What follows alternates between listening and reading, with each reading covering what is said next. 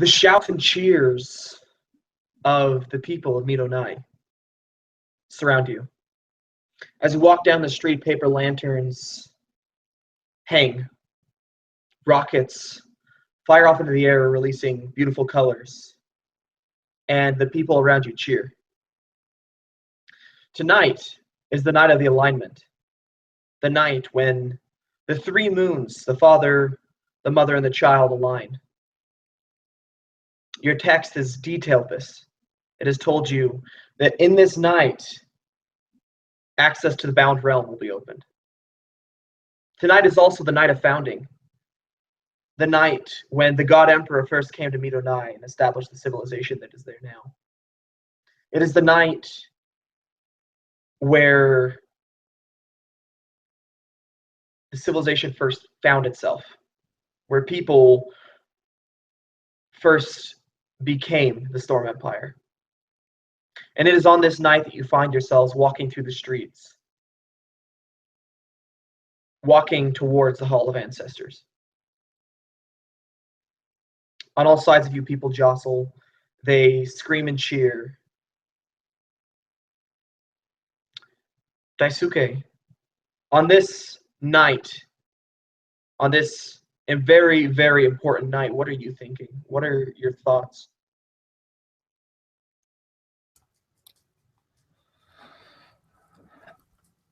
It's almost like the noise coaxes out the more animalistic nature of Daisuke. As a Kutsuko, he finds himself infatuated with certain thoughts, and the thought that brought him here was this desire to learn more about the ancestors and their relationship to what some of these foreigners refer to as gods. What is their correlation? He was only pleased to when the Shogun of Water presented him a task to be able to test some of his ideas and theories, really. But it's like his mind is racing a mile a minute, just contemplating what the connection, if there is any, between these two ethereal bodies. And as a woman comes up and just kind of grasps his hand as he walks by in the parade, it shakes him back to reality, and instantly he turns it on for the crowd. He smiles and he waves, and he brings forward a fox mask and puts it over his face, almost comically, because he already has the fox-like ears that always protrude from his head. And at your joke, the other Kitsuko laugh.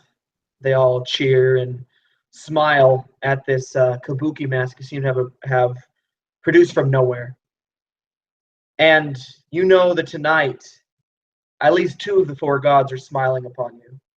Raijin and Miyujin have brought a storm to soak the inhabitants of the street. They've brought cleansing to Midonai. And for you, the Water Clan, this is a good herald. But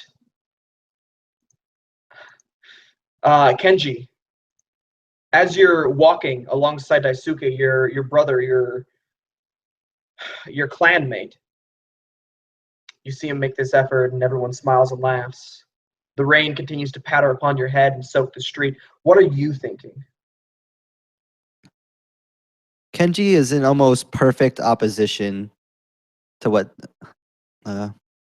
Daisuke is going through. The crowd's cheers and these explosions of colors in the air are almost a dull background noise to just this perfect calmness that this rain is bringing upon him. It's almost trance-like, meditative. He's still aware, but in just this perfect peace as the water surrounds him, the lightning crackling through the sky, and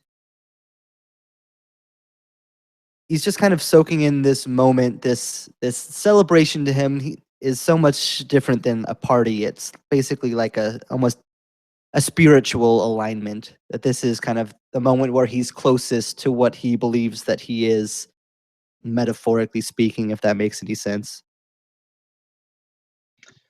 Yeah, and as you literally soak this in, as you feel this energy coursing through you, this connection to your God, to your beliefs, I think that Kagayoshi is feeling something different as the rain soaks him Many of his other brethren from the Fire Clan stand beneath eaves and put on placid faces, as the night has not shown favor to their god. Yes, Kagayoshi Haruto is walking down the street, and he's got a large build, but it's camouflaged underneath this large red robe that he's wearing. The hood up over his head, his black hair straight peeking out of the bottom of it. He just has a scowl on his face and kind of clenching his own fist. And as he's walking down the street, he steps into a puddle and just stops as he can feel the water kind of rush in the sides of his boot as he just to himself as he just smashes his foot into the puddle, sending the water out on the people around him as he continues walking with a bit more anger in his stride. And Varys is very thoroughly soaked by this stomp of frustration. What is he thinking? Varys also has a hood up, although you can still see some strands of his auburn hair, a bit of a ponytail coming down the left side of his neck, and you see thin braids hanging down the sides of his face. And he's watching the celebration and the festivities, and there is a part of him that seems almost relieved and excited to be part of these festivities, but there is also the soldier part of him that's always keeping him on alert. And he winces every once in a while at the sudden explosion of the fireworks in the air, as every once in a while he gets a flash of all the battles that he has been in. But right now he seems content not to be in any war, and just to at least for a moment enjoy the festivities of the festival.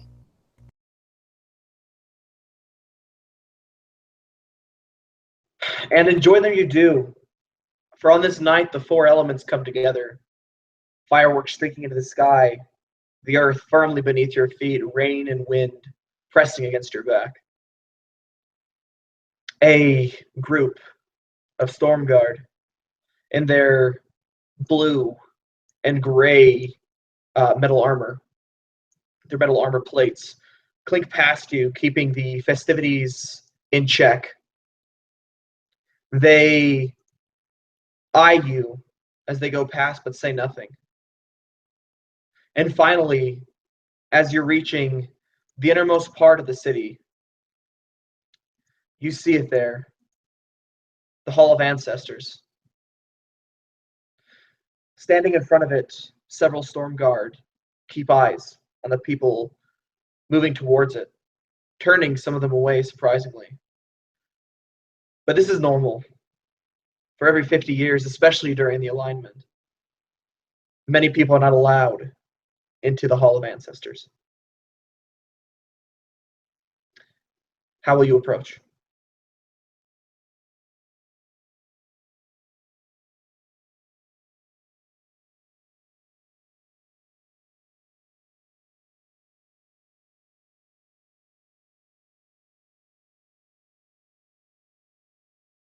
As Kenji approaches this hall, his kind of almost blank trance expression kind of fades for a moment, kind of turning into solemnity. As he just kind of the weight of this place kind of weighs on him a little bit. And he just kind of walks slowly, his face becoming more serious as this place is very important to him. He's just the entire spirituality aspect of it, the past and the present kind of coming into existence at the same time almost. And him being one of the few privileged people that's approaching this place, he can't help but just kind of slow his approach as he comes towards this hall. As he slows down, Haruto just barrels right past him, bouncing his shoulder into his as he just knocks him off balance and walks past.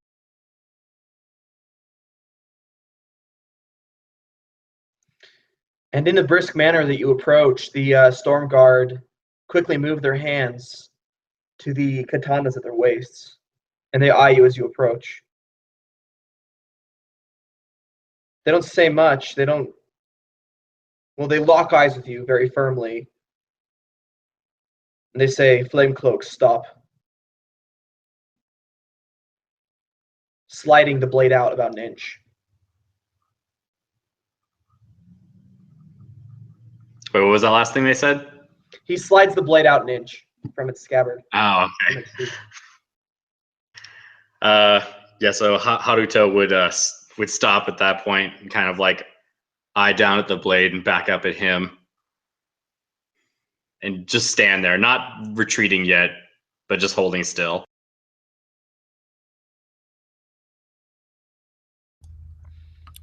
Looking to kind of diffuse the situation, Daisuke pulls out his bladed fan and holds it in front of his face like he's shocked, and just kind of quietly looks over to the guards as if this is an embarrassing moment and the guards should realize it. But he won't say anything because it would be improper to do so.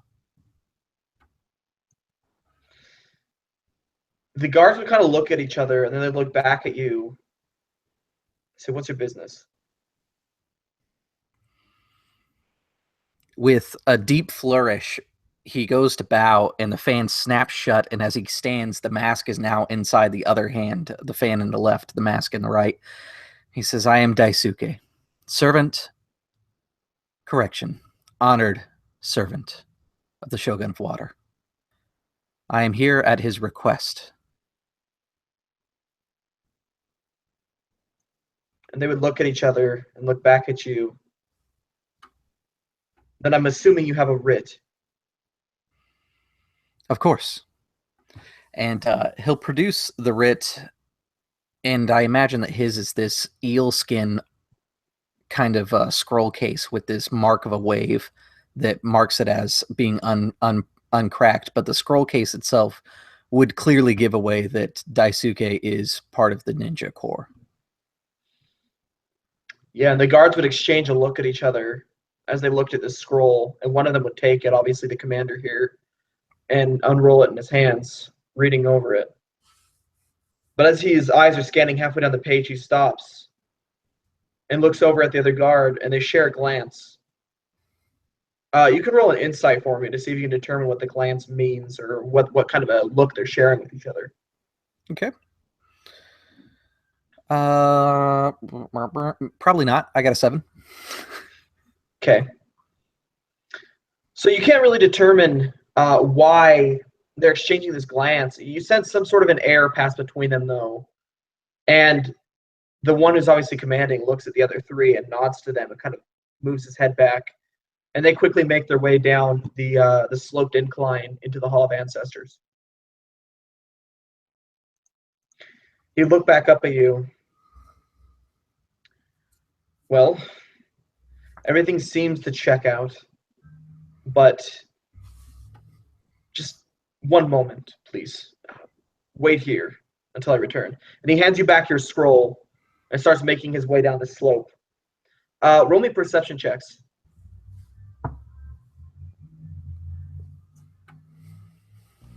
Man, is that from everyone? Yeah, everybody. Okay.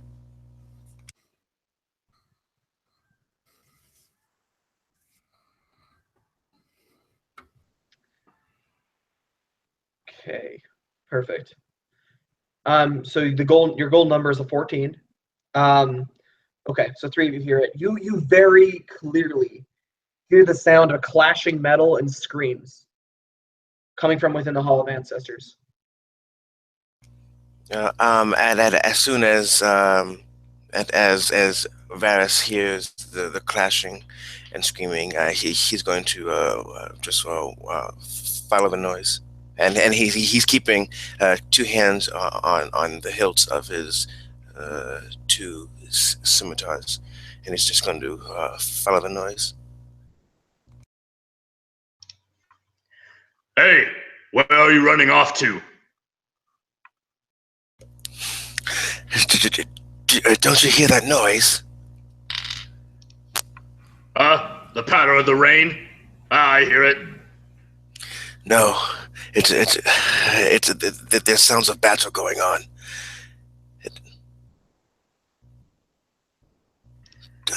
Haruto would look at the others, so, I didn't hear nothing. Huh? The smile creeps a little bit more animalistically across Daisuke's face, and he says, "Steel gives way to ravens. There is noise." Varus would nod to Daisuke and then look somewhat confused, not confusingly, but kind of disbelievingly at Haruto. And he would say, "Hey, you best keep your eyes and ears open." And he's just going to keep walking and follow the noise.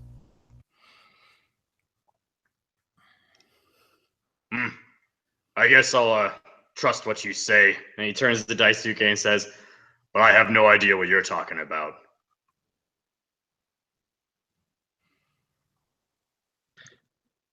As you were to make your way down the slope, following this commander who just disappeared around the corner, the sound of clashing metal would get louder and louder until finally you reach the bottom of the slope. As you turn the corner, gazing into the Hall of Ancestors, perfectly polished black marble lines every surface. Scrawled into each are the ancestral names of the first founders of the Storm Empire, written in gold. And as you turn about, gazing down the length of pillars, you would see the commander pulling his sword out of its sheath, raising it to charge, and then you hear reverberating thum. An arrow the length of your arm, thick like a finger, hits him square in the chest, ripping through metal, tearing through wood and leather alike, and sprouting from his back, launching him off his feet 5 feet. He immediately collapses to the ground, gasping, as his blood begins to pool onto the black marble. Are there any places where I can like hiding places or places of cover? The hall itself is pretty empty of furnishings besides the many pillars that line it. Okay. Immediately, Varus is going to try to drag the captain's body behind one of the pillars. Okay, as you make your way forward towards the captain's body, moving from pillar to pillar, you, out of the corner of your eye, glimpse the end of what appears to have been a bloody conflict. And a massive, almost a mirror of sparking and shining, blue and white and gray, spins.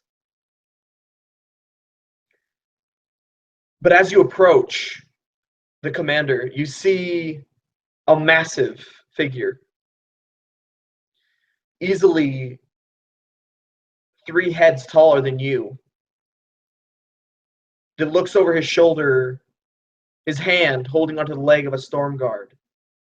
And you see his face. A mask, an Oni mask, a Kabuki mask, fangs and horns, staring at you. A massive spiked kanubo hanging at his hand. He gives you one look, or it gives you one look, before stepping into the mirror.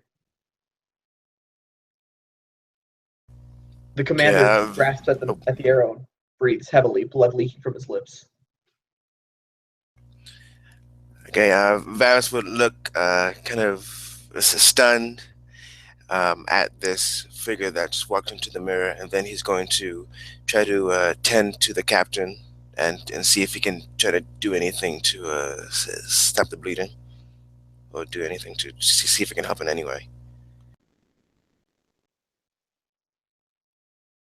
Good. Do you want me to roll a medicine check or what? Yeah, you can roll medicine. You can roll if you felt like you'd be using herbs or anything. You can use nature, whatever you can make sense of. Okay, I'll do medicine. That's a bit higher. Medicine's 17. So this man on the ground, the best you can do for him, you see that this arrow has gone straight through his sternum and through his heart, and he is mere moments from death. The best you could probably do is to ease it by making it quicker.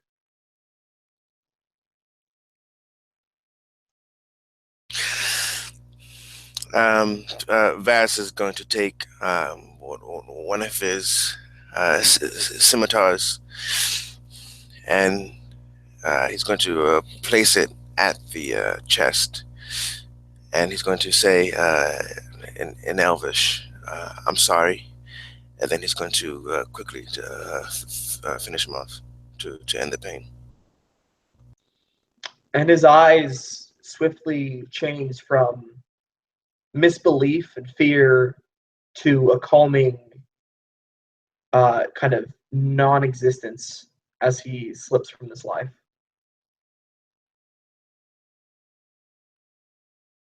Yeah, Varys would wipe the blood and sheath the scimitar, and then wait for the arrival of his fellow travelers.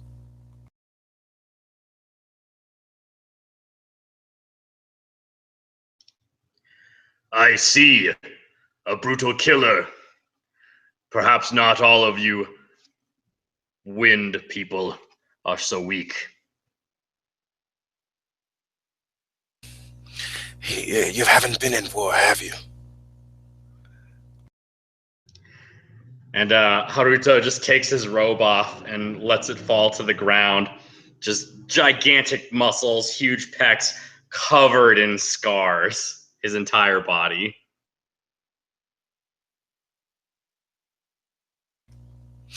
Varys would just kind of look at them, and kind of raise an eyebrow at this kind of show of, I guess, what he would assume is half bravery, like half kind of like pride, and just kind of like give a one-sided shrug.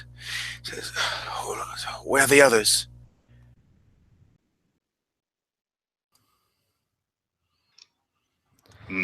I don't know. Not too far behind. And Daisuke will just kind of stroll down the stairs. Once he sees the bodies, the fan comes back out to cover his face again. So what happened here?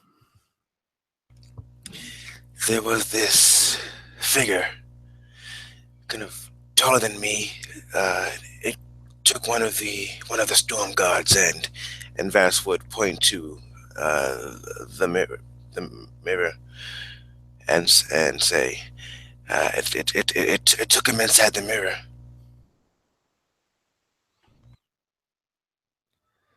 Looking around, is there anything aside from this mirror? Is it floating in the room, or is it against a wall? That I kind of missed the description of. So the mirror, this kind of shifting mixture of silver, blue, and gray, it hangs on the wall at the very far end of the Hall of Ancestors. But also, as you're glancing in that direction, you notice that there are no bodies in this room. The only one that's here is the commander, who's dead in front of you. All the other guards would have been down here, including the 3 he sent, are gone. A smattering of weapons cover the floor along with blood. But that's it. With a nat 20 on that history check, you know that these creatures, this is exactly what you saw, are in fact Oni from the tales that you've heard. Some believe them to be demons, other believe them to be servants of the gods, other believe them to be just monsters. But one thing is certain, that you just saw one. All right. Varys would, still looking at the mirror, he would say, "You wouldn't believe me if I told you, but I think I just saw an Oni." And then he'll look back at the group.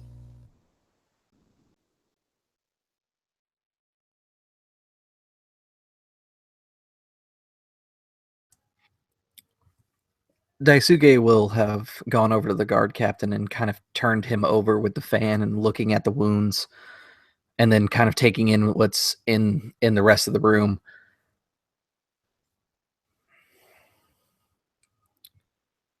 You know, until the Kitsuko made their presence known, we were once considered fables as well. You may be right. These wounds wouldn't be done by a mortal.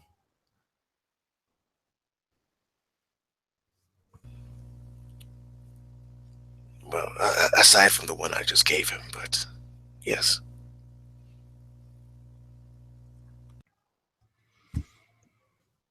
And as you were looking at this body and inspecting it, you would watch as black lines started to spread across this commander's arms, up his face. And if you were to check underneath the covering of his pants, it'd be going down his pants too. Until literally every vein that you can see beneath his skin was pulsing with black. I'd immediately put a hand on Daisuke's shoulder, and I say, "I think you should back up." And I won't even wait for a response from him. I'll take him by his collar and pull him back.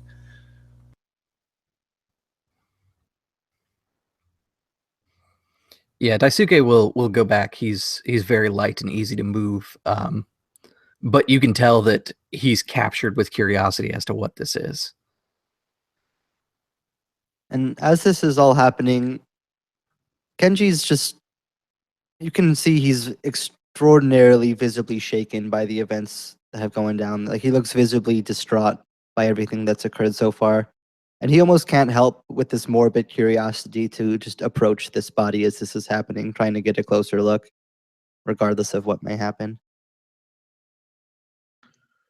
And as you watch the body, very faintly, you would watch as the commander's lips slowly parted open and took a breath. His chest rising only slightly and then falling again. The blackness continues to spread.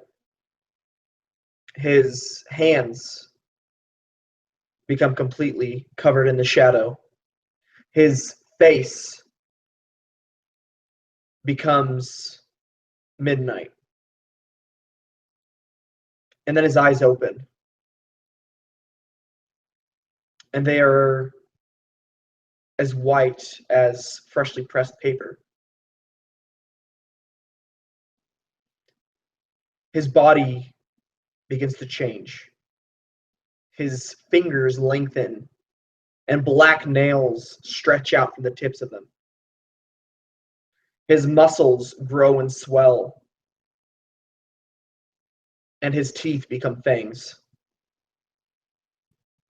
He quickly rips out of the armor that lies on his body, the straps breaking against the increasing bulk, and he starts to pull himself to his feet.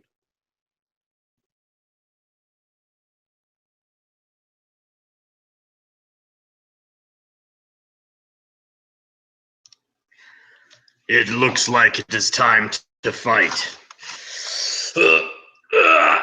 As he begins to groan, and this jet of fire erupts from his chest, like a thin jet angled upward. as he reaches in, grabbing something you can't see in the flame, as he begins to pull this odachi out of his chest, the hilt entirely comprised of fire, grabs his hand around the blade. You can see some blood dripping off of the hand. As he begins to pull out just this impossibly long blade out of his chest, turning the weapon around and then holding it from the fiery hilt. Yeah, Varys, he's going to be, as he's watching this transformation, not taking his eyes off of it. He's going to slowly draw his waki. So I'm butchering this pronunciation. Wakizashi blades, the two that are at his side, and he's going to draw them and then with a flick of the wrist, have them at the ready, and he's just watching and waiting.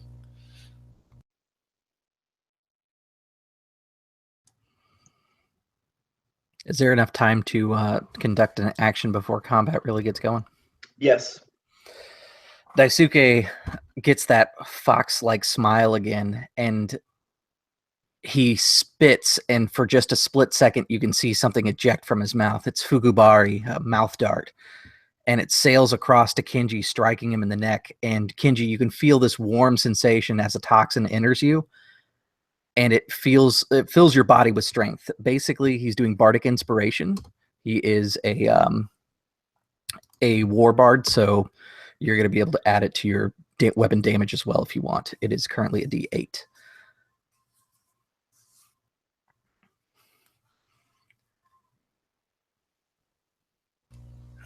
Also, question about how long is this transformation taking place?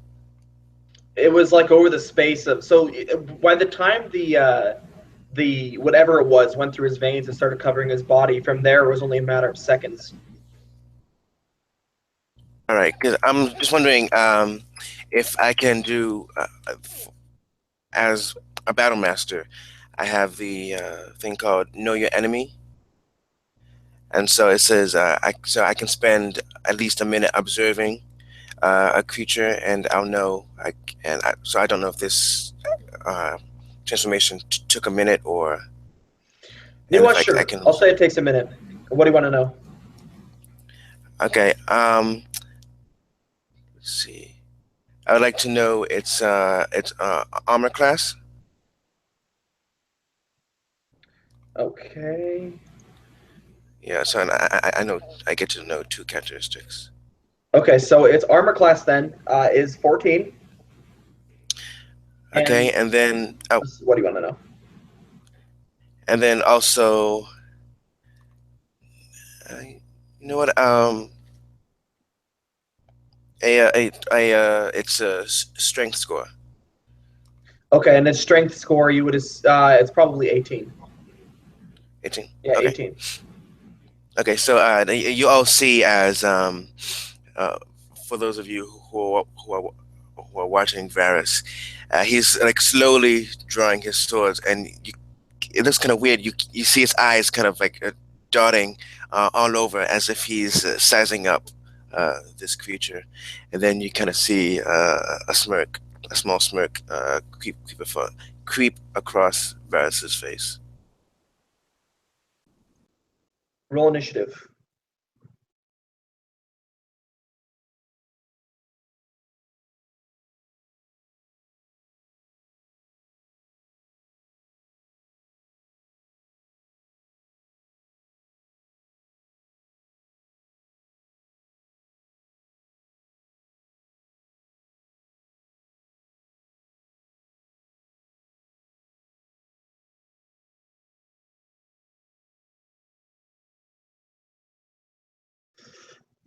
The difficulty in running a game with different names is I have to keep checking every single one of them. And then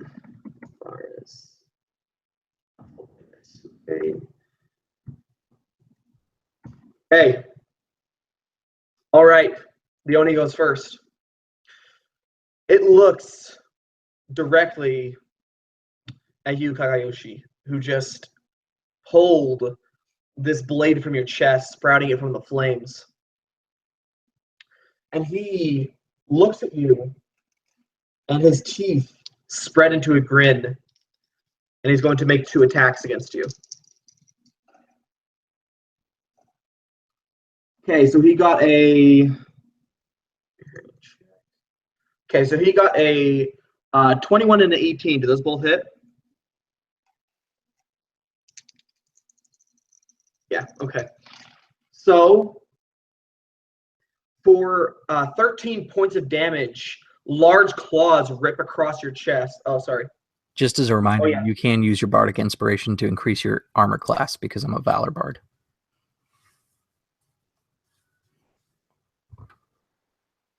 So we got an 18 and a 21, if that makes you want to use your Bardic Inspiration.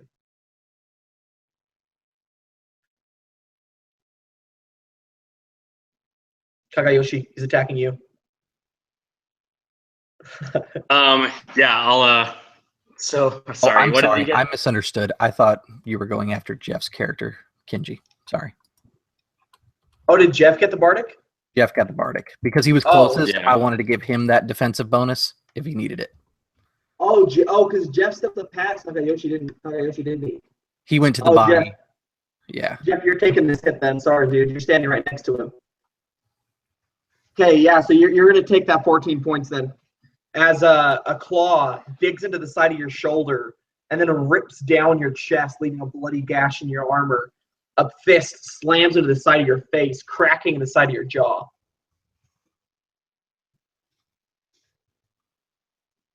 And we will go to Kagayoshi. So Kagayoshi just his blade burning in his hands charges forward and recklessly attacks. Oh, God. Does a 13 hit? No, that's right. It doesn't hit. His AC is a 14, yeah. As he just wildly swings at this thing, it's just too fast for the slow, powerful swings of Haruto as he just misses. Yeah, actually one of your swings would have connected, but he brings up his hand and his claws clench down on the blade, catching it before it would connect with the skin. And he looks down at it flaming and then looks back at you. Okay, Varus. All right then. As Vas watches this, you see again his eyes are scanning this Oni, and then as soon as the Oni catches the blade, Vas is going to run forward, and for my first attack, that's a natural 20. And so you said for crits, I just roll the dice, add the modifier. Yeah, roll damage, add your modifier, and then double it. Okay. So for the first attack, that's the one. Is 10 points of slashing damage. And then I have my extra attack. A 9. Yeah, he has 14 AC, so no. Yeah. And then Vaz is going to use his bonus action because he has 2-weapon fighting and strike with his offhand weapon. In 18. Yeah, that hits. 18 for 6 points of slashing damage. Perfect. And what does this look like? And so you watch as Varus first brings a horizontal strike against the belly of the Oni, and he feels it dig into the flesh, and like Varus with his soldier background, he knows that he did good damage. And then and kind of. He has a moment of pride, and so he swings his scimitar, the same scimitar again, but then he whiffs, but he's able to quickly adjust his balance and strike with his offhand, the weapon in his left hand, and he with another horizontal strike, and he strikes in the exact same place that his first scimitar hit. And the Oni roars in anger, but you notice as these cuts strike through that blood doesn't leak from them. In fact, nothing does. Next up is Daisuke. Daisuke reaches to the back of his obi, and you can hear something rustle just momentarily as a chain whips around and goes over his head. He brings it in this wide crescent turn and swings it towards the Oni's legs. What I'm going to attempt to do is a shove maneuver to knock him prone, essentially. Just trip him with the chain. All right, so that is an opposed athletics check. And the Oni got a 13. I got a 23. Okay, cool. What does this look like as you knock him prone?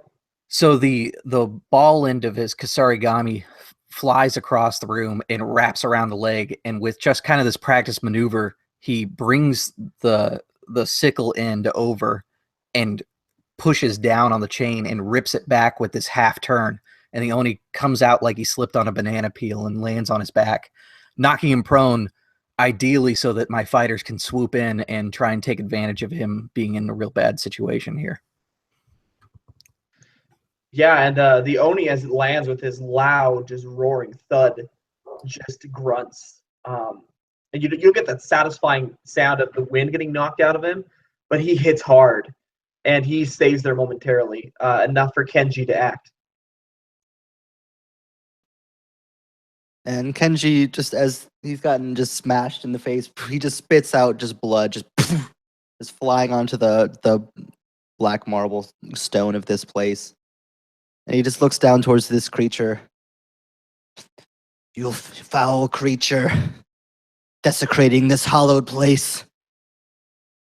You will pay for this. You will pay for your corruption. You have no right to be here.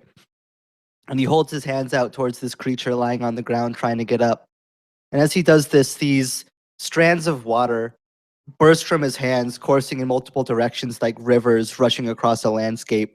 As they streak towards, some of them hitting this creature, some of them going past it, like going onto the ground behind him.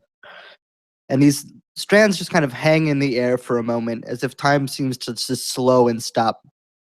And then he brings his hands back and then forward, and as he does so, this surge of power just flies through these strands of water as this current rushes through it.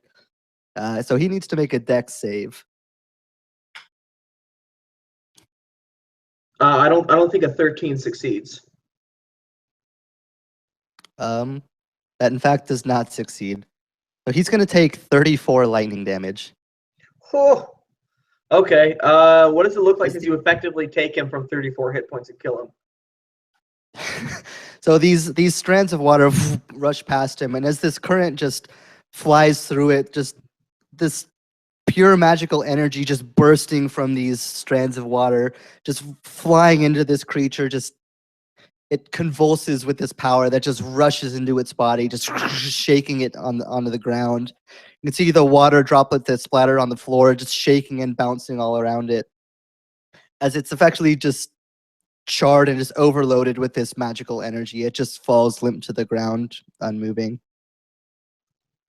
And as its body stops shaking and reacting to the lightning pouring through its body, the midnight skin becomes charcoal and then falls away into shadow as the body itself disappears. You guys are out of combat.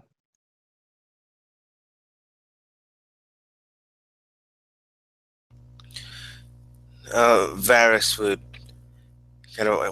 be watching as this body just simply disappears, and then he'll say, "I guess we know what happened with the other soldiers."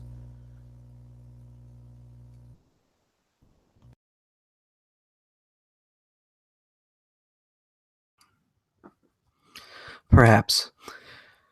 But they are not here, which means that we will find them soon enough, I assume. Well, that Oni did drag them into the mirror. And I think if we want to save them or at least kill this Oni and find out what the hell is going on, I think into the mirror is our best bet. Oh, you were right. We best get the first strike. As Kagayoshi pulls his sword up and just runs headlong at the mirror, slashing as he jumps through it.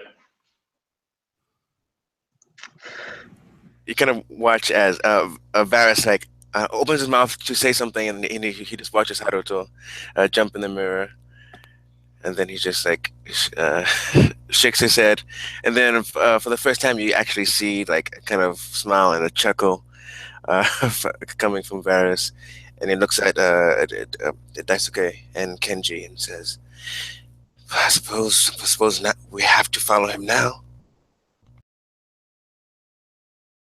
Daisuke pulls the fan that he had away from his face once more. Yes, I believe he's made it quite clear his intentions. Tucking it back into his belt, he starts wrapping the chain again and tucks it into that back pocket that's stitched underneath his obi.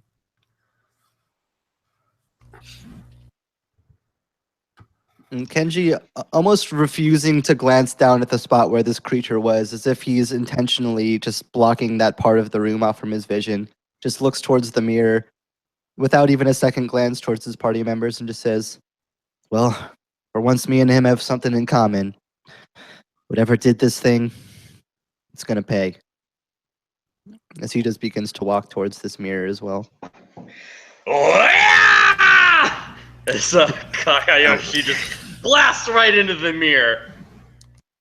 So go ahead and hit me with that ancient red dragon. As Kenji is walking into the mirror, Varys is going to be right behind him, and he's going to put a hand on Kenji's shoulder and says, "Are you all right?" No.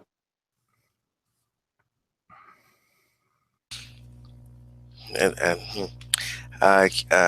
Varys would nod and say, "Just be careful. Fear or anger can bring out the worst in people and cause you to do things that you will regret."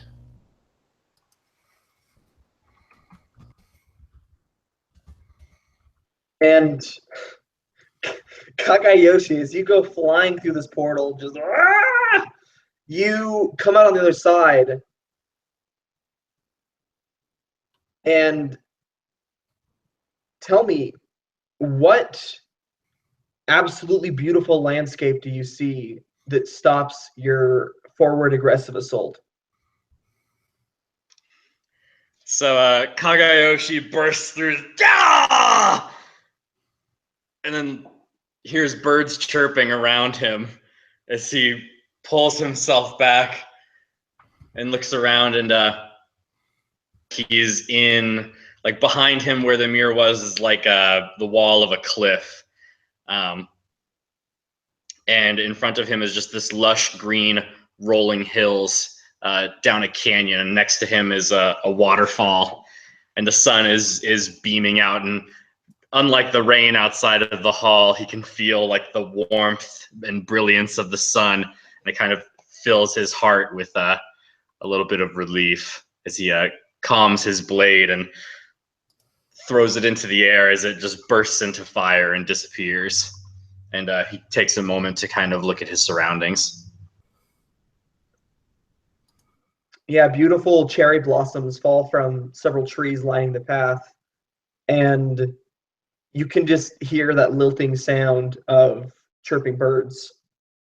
The path before you is golden, and it leads forward across this valley for a short time until turning into a set of stairs leading up the edge of a mountain. Next through is Daisuke. Yeah, Daisuke's entrance is almost the dichotomy of the charge that we just saw. Daisuke walks to the mirror and, like, curious like a cat, just taps at it a couple times, and then before he realizes it, he's now facing the opposite side of the mirror. Not quite sure how the hell he got here, and he hears the birds, and his ears prick up, and begins looking around, and just sees his companion standing there, like chest fully exposed, writhing flames in this beautiful environment.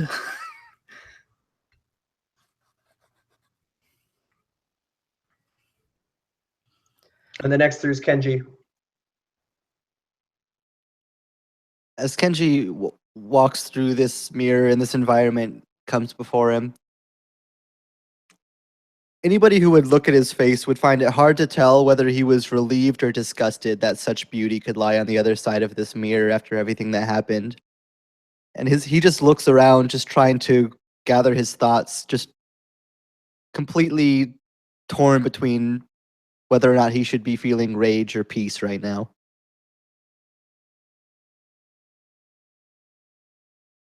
And Varus. Yeah, Varus would take one look back into the hall before stepping into the mirror.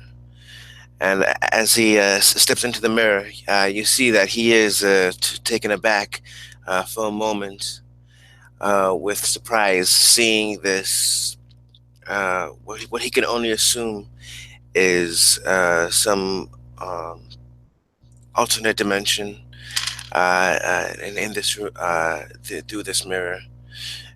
And at first he's like taken aback with like, surprise, and there is like a hint of calm, but then like the serene look on his face quickly is replaced by the stern look that was on his face before, as there is once again like a look of caution on his face, and he's just looking around, just getting a good look at his surroundings, and he says, "We have to be careful here."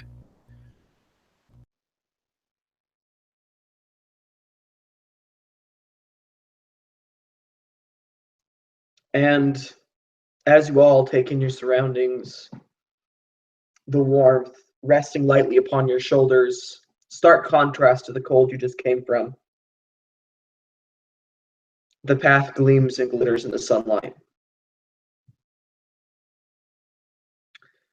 Mist hangs on the mountain's peak, and this path, wrapping up along the side of it, seems to extend there, reaching into the gloom that hangs up there.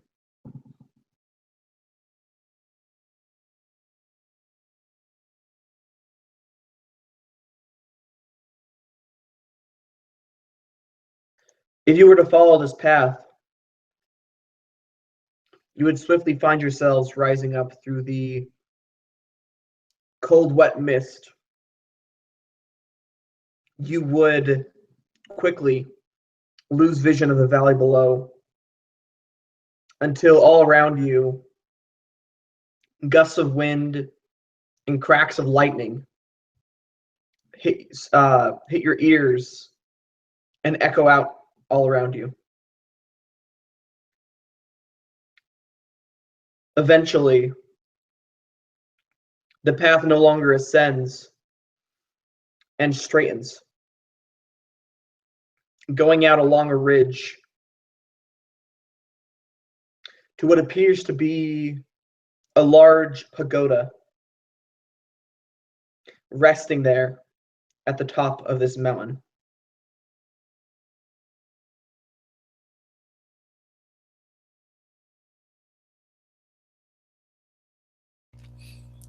Uh, as they're approaching, Varus would be looking at the pagoda, and he would kind of half to himself, half aloud, he would say, "I wonder what danger lurks inside there.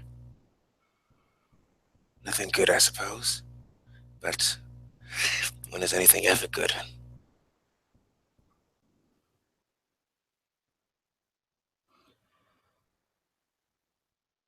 Well, it appears the only course of action is this building. I see nothing else of interest around, other than birds. They can be quite delicious, but that will wait for another time. And he kind of ushers himself forward like he's really fighting the urge to go kill a bird right now.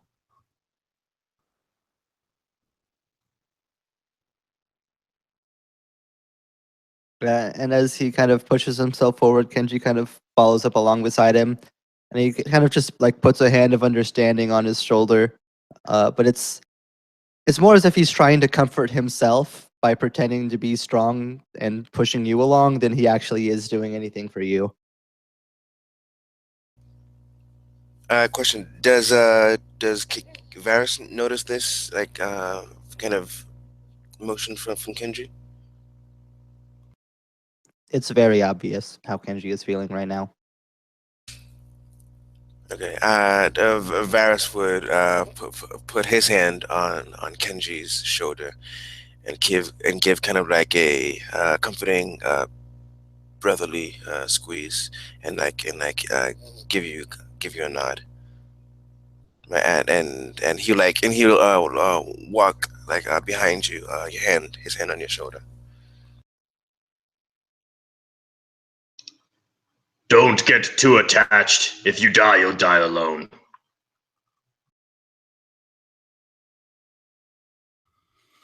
No more Well, realistic words were uttered.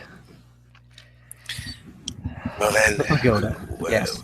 And he keeps going forward, and like you can see the ears are twitching on him. He's obviously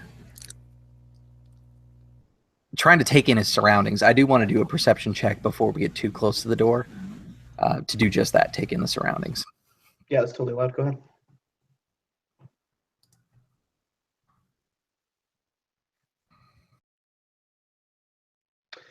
And as you're peering at this building that oddly is by itself, isolated, doesn't have any right to be here really, you gaze about and you stare into the fog clouds. And every once in a while, as thunder cracks, you see large and looming shadows in the clouds. You see horns protruding off the top of heads. You see long clawed hands. But nothing is forthcoming. Nothing attacks you. Nothing steps out of these clouds.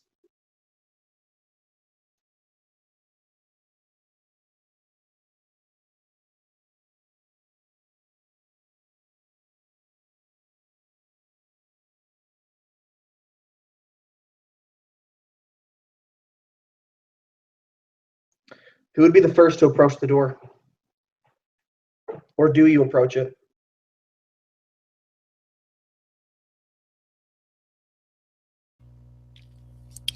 Varys would look to Daisuke and say, do you want to get on one side of the door and I'll get on the other? Sure. Or we can take a few minutes, enjoy the brothers singing to us and showing us their crafts, and I'll take care of the door. And Daisuke starts pulling out some herbs and grinding them. And he begins to prep this straw doll. What I'm doing is ritual casting Unseen Servant. And I'm going to send it to the door to check for traps for me by trying to open it. So what does it look like as you go about this process of creating yourself an unseen servant? It's really just the process of crafting the straw doll. It kind of looks a little bit like a miniature Daisuke. It's even got the little ears, and he makes sure and puts them in the right way. And then he holds the doll to the door, and he lets go of it, and it floats out, and you can see it almost enlarge and disappear at the same time. And then the servant itself, the only reason you can kind of tell where it is because, at least for the camera in Daisuke, there's this weird negative shape where it's kind of blurry where this form is. And it goes to the door. And Daisuke is really hoping that it's a push door because that's the first command he gave it, since it only understands very simple things. Yeah, as these kind of ethereal, blurred hands reach up to slide the door does slide open very easily. As it goes along this little rut in the ground, the wooden slats, it slides to the side, revealing a very plain and empty room.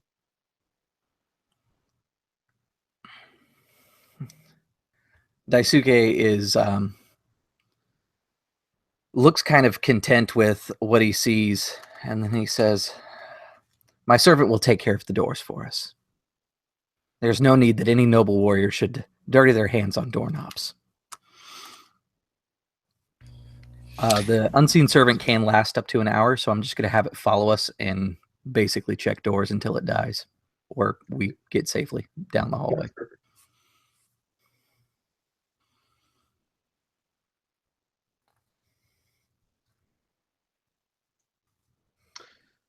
So is anyone going into the pagoda then? Yes. Okay. So I'm assuming Daisuke, since you checked the door, you're going in first. Okay. I would be, or I should say, Varys would be behind Daisuke. Okay. As you step forward, placing your feet, yeah, jet of fire, yeah, placing your feet into the pagoda itself, stepping up into the dry interior, you see something strange. Outside, it's dark and it's gloomy, but inside, light filters in through the walls, through these thin walls, almost as if there's nothing but sunshine outside. A door slides open on the far side of the pagoda, and a young woman steps through, a young Katsuko. She looks up at you in surprise as you enter. Ah, travelers, please come in. As she enters the room, Daisuke kind of breaks into just a very lyrical, soft song, singing the tale of Momotaro, the child in the peach. And what I am doing is enacting counter charm. So as long as I maintain my performance, anyone within earshot has advantage on saves versus frightened or charmed. Okay, cool. Yeah, you start humming and singing this song under your breath as she steps into the room, and she just smiles pleasantly and walks to one of the sitting tables that rests in the center of the room. Yeah, Varys doesn't sit. He just watches her and says, "Hello, lady. May I ask what you're doing here in a place like this?" Well, I live here. You may call me Akira. And where is here, might I ask? Oh, I just assumed that if you were here that you knew where you were, but this is one of the four-bound realms.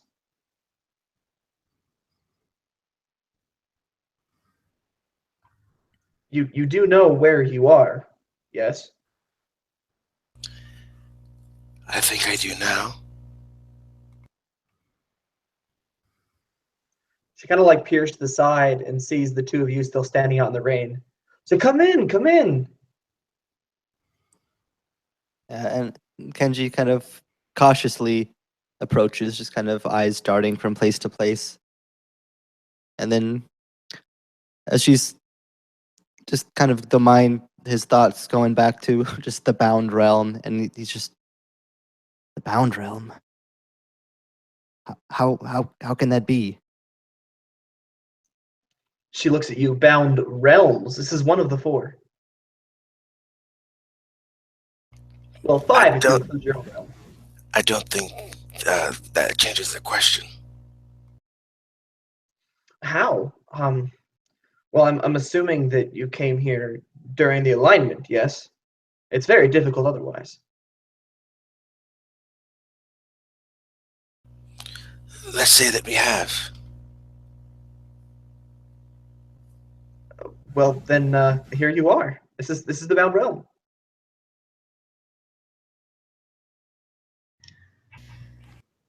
We stumbled in here by accident, mostly, I suppose. What is this alignment for? To provide those with the cunning, the ability, the wisdom to arrive here with the opportunity to serve their gods.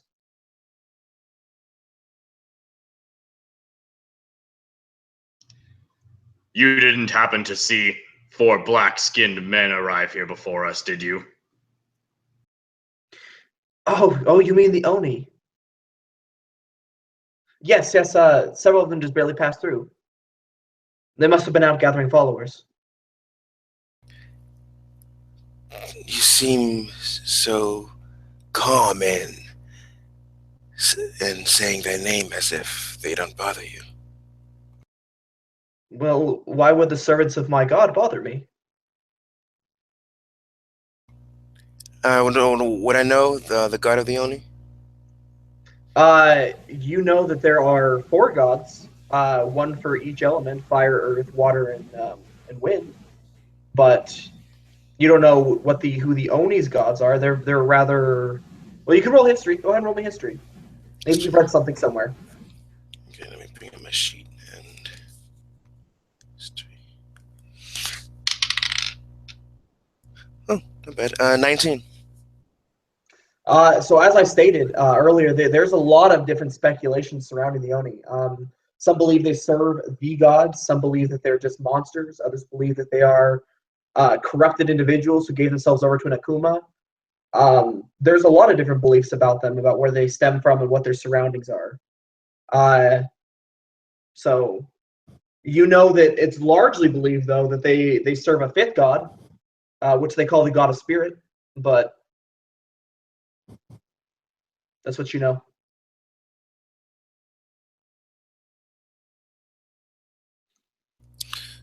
Well, would you mind pointing us in the direction that these Oni went? She looks at you. So you don't have any questions? I mean, this is a waypoint after all. Varys looks at the rest of the group.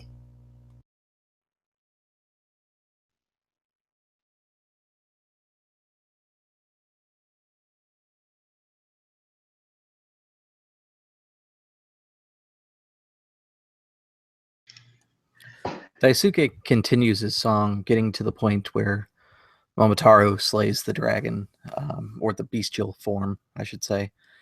And he just kind of shakes his head no while still continuing the song.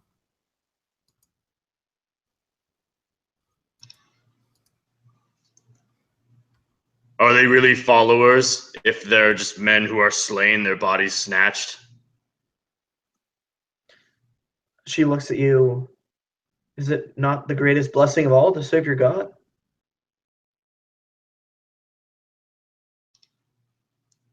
Eventually, when the time comes. I don't expect it to be taken from me, though. She smiles. Servitude is is least often asked for and most often given. Servitude also requires will and freedom. Otherwise, it is slavery. She smiles. I suppose there is some truth to that, but they all become willing at some point. Are you a willing servant? Indeed, I am. I watched this waypoint after all. Were you always? Yes. I found my way to the Bound Realm. Oh, how long has it been? Quite some time. I was offered servitude and I chose to stay. Can I roll and yeah, I guess it'll be insight to see if that's true. Yeah, go ahead, roll insight.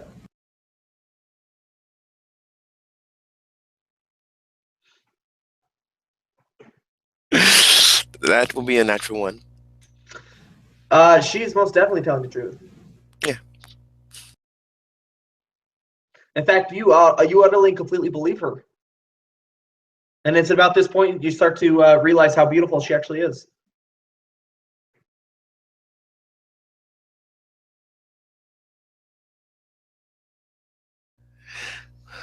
You mentioned that this was one of 4, well, 5. Which one are we at? Oh, this is the domain of Raijin, the wind god, god of storms, thunder. This is his domain.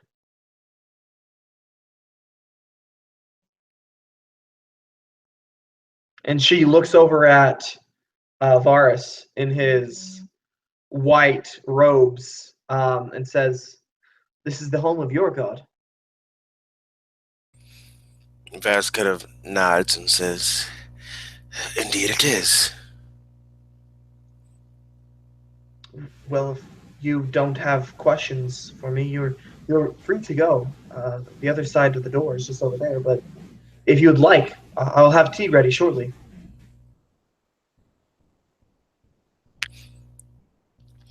I suppose one tea can't hurt. Oh, jeez. Tell you what, you can stay here and have your tea. Who knows, maybe you can be one of their slaves too. I mean, servants. She looks over at you, Kagayoshi, and she says, "You don't trust me. Why? Have I done something?" It's not that you've done something. It's just, I suppose, where we are and who who your god is. It's we're trying to be careful.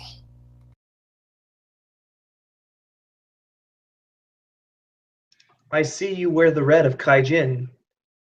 I take it that your fiery temperament is due to that, then. That's right. It's run deep in my family. Daisuke's tune suddenly shifts in kind of the blank spot, and he gets to the point where the story begins talking about Momotaro as an adult and falling in love with the geisha. Almost as if it was too apropos that he arrived to this point in the song.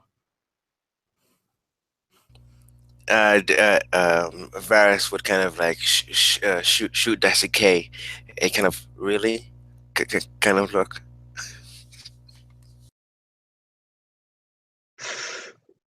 And she says, "Well, if you choose to stay, then tea will be ready shortly. If not, then by all means, you're free to go."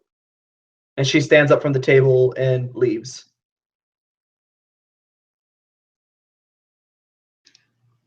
Well, I guess we're off then. Yes. Yes.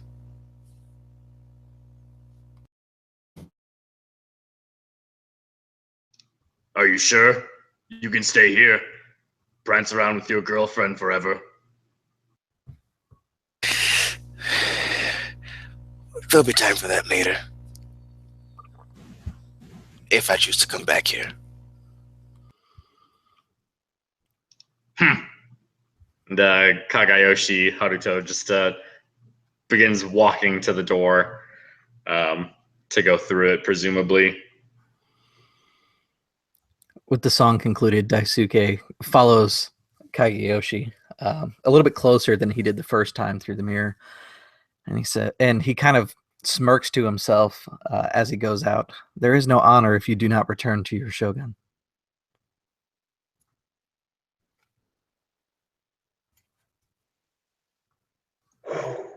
Deep words, that's smack talk. Oh, man. Okay. You guys approach the other door. Nobody's staying behind to participate in drinking the tea. And as the door opens, you are met with open air. if you were to peer over the edge, it would be a cliff face. And as you stare out into the sunlight, 7 golden plates hang floating in the air. They extend across this voidless expanse, the wind ripping through the air. A gust of wind blows through the open door, making you stagger backwards with its strength. But the golden plates remain constant, unmoving, separated by a space of about 2 to 3 feet.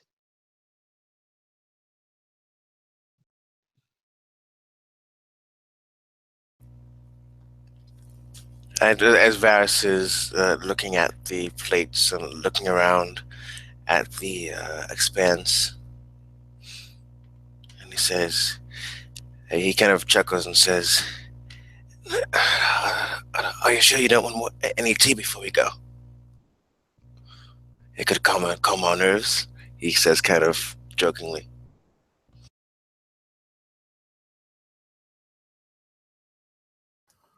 Quite positive.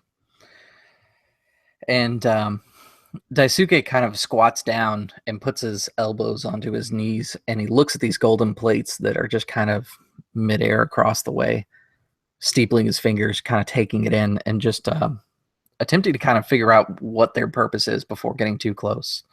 I'm looking to investigate, but I don't want to get too close to them, so that may limit the amount of information I can kind of gather. Varys is going to kneel by him and help with that. Yeah, you can do the help action. Okay. I'll take that as an advantage then, Daisuke. That will be an 18. So, you know that there are many strange things that exist in the Bound Realm, many occurrences that can have a hard time being explained. And as you investigate this, it becomes clear that this is some sort of a challenge. It's a challenge with the mettle of anyone who would attempt to reach Raijin. This is meant to be crossed if you want to progress at all. Hey, you won't know anything if you don't get closer. As Kagayoshi just starts fighting against the wind, walking towards these things. Are you coming or not?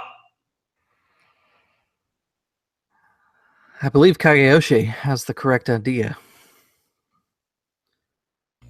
He has his own way of saying it. Kagayoshi, strive to one of the plates.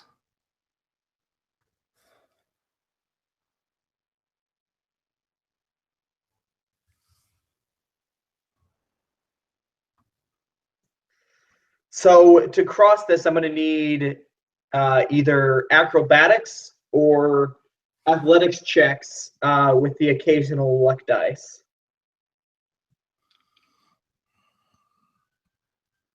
Okay, and how far is the first plate from us? The first plate is it's a jump of about 3 to 4 feet. Okay. Varys would look at the others and say, I think it's best if we tackle each plate one person at a time.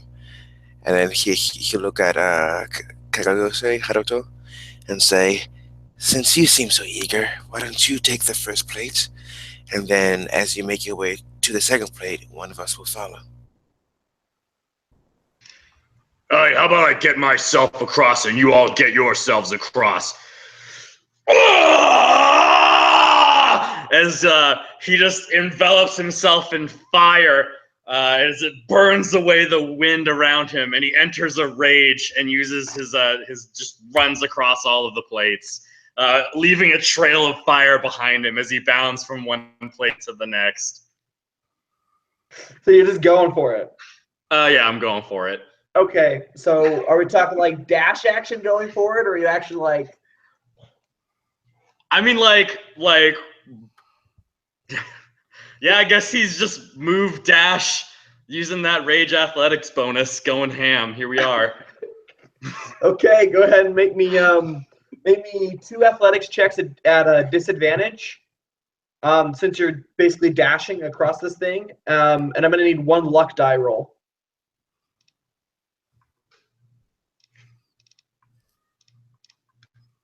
That's actually, oh, that second one. Okay.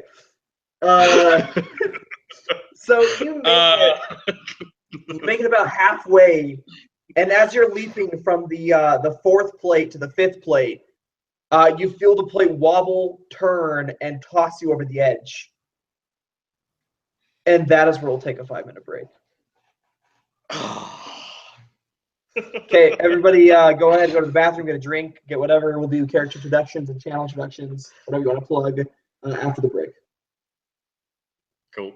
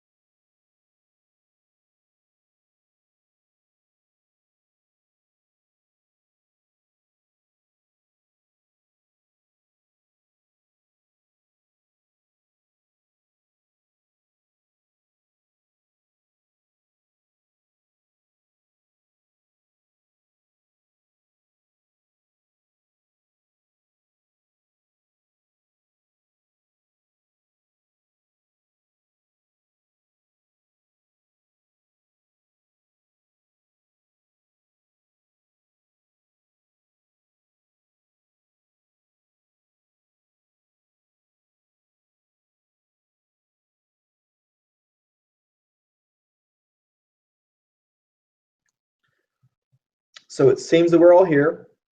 So let's go ahead and do. Well, actually, I'm assuming Chris is here. I can't see.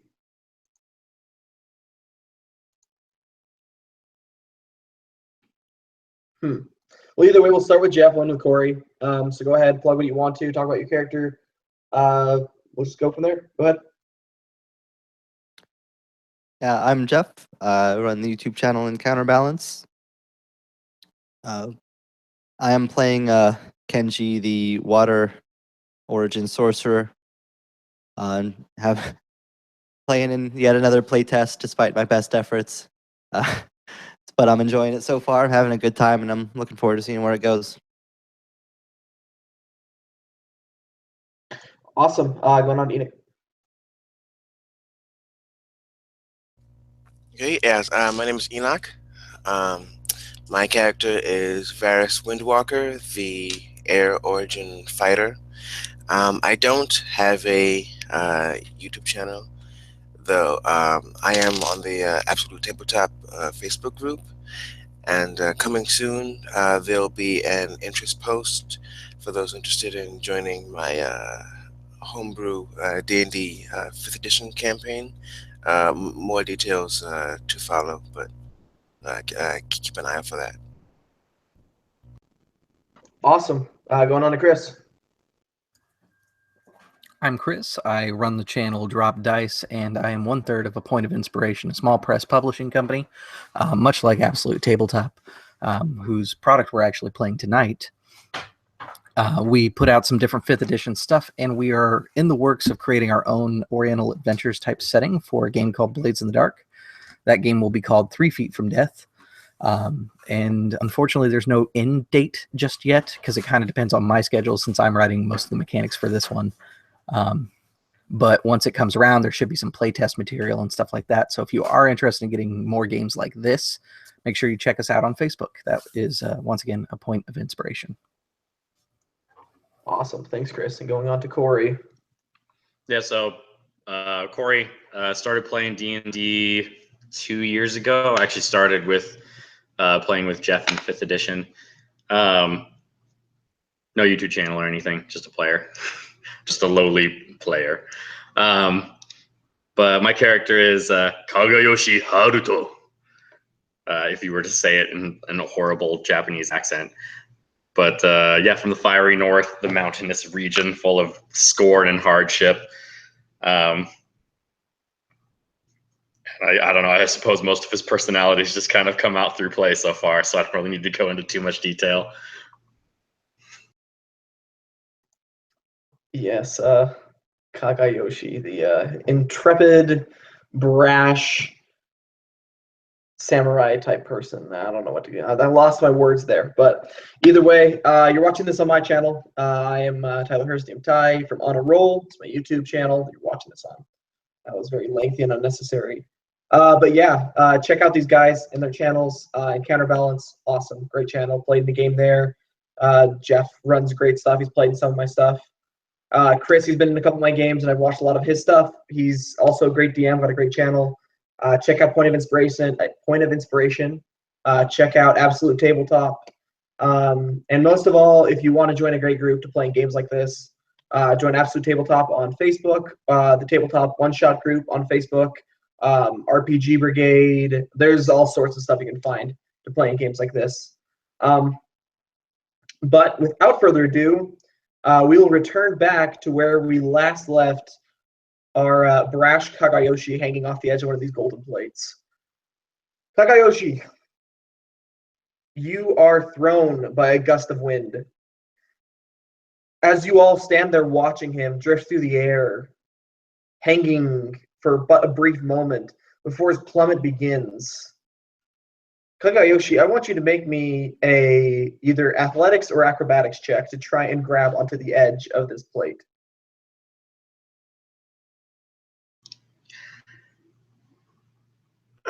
Yeah, I'll go for it first. We'll see.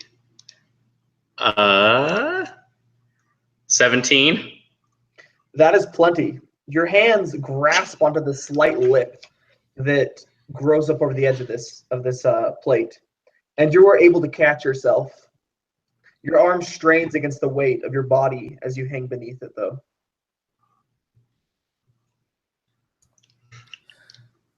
Did the plate shift when he landed on it, or did he just go off because of the wind? Because I thought he was shifted. Was the deal? It did shift, and it was the Okay. wind. But this is where the horrifying part begins, as the plate begins to tip until it's almost vertical. Okay. Daisuke is going to point to the unseen servant next to him. Stand on the plate. I don't know if it has mass because it doesn't actually say anything about mass. It's invisible, mindless, and shapeless. But I'm hoping that maybe it has mass and can counterbalance what's about to happen to Hey, him. I don't need your help. As Kagayoshi sees the unseen servant start to come, knowing that he can't just let some fool save him, he's got to get himself out of this himself, just like his dad taught him. So, with a rage, the fire around him burns brighter as it just this huge flame. Everyone else can feel the heat from back on the starting landing as Kagayoshi begins to fly, fueled by the power of the fire in his soul. And he streaks like a comet to the other side of the landing, dropping safely, turning around. A shining beacon of fiery light in the distance, standing against the wind. Does his hair stand straight up and turn golden yellow too? No, it's still black. Okay. Not in Kaioken then, not quite Super Saiyan. Yeah. That comes later. You just hear Vegeta in the background, it's over 9,000! And he makes his way over to the other he makes his way over the other edge, no problem. And he stands there in his fiery light. Who's next? The unseen servant hovers halfway, not sure what to do. In almost a perfect opposition, you see Kenji on the other side, meekly kind of looking, and as carefully as physically possible is gonna slowly try to jump from plate to plate. Okay, go ahead and give me either athletics or acrobatics.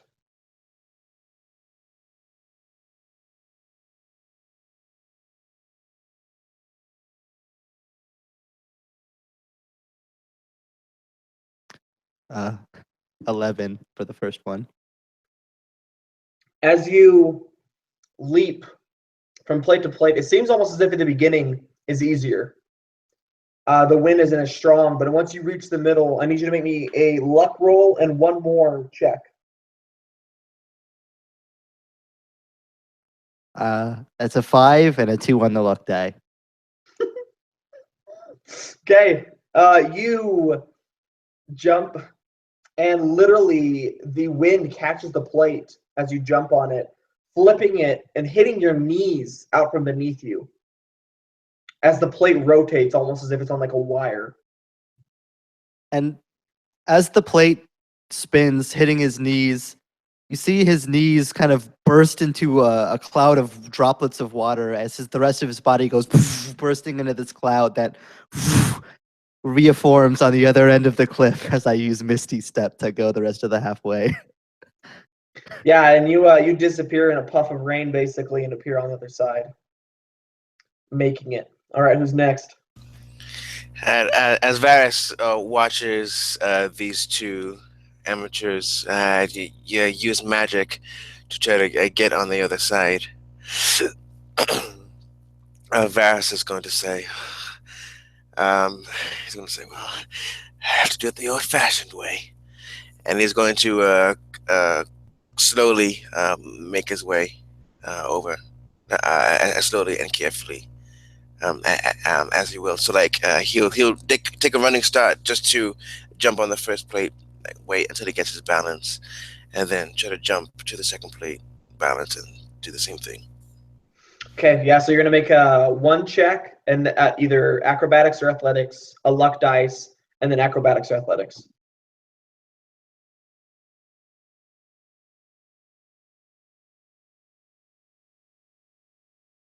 Let me get this. So I have it. The first check is a 10.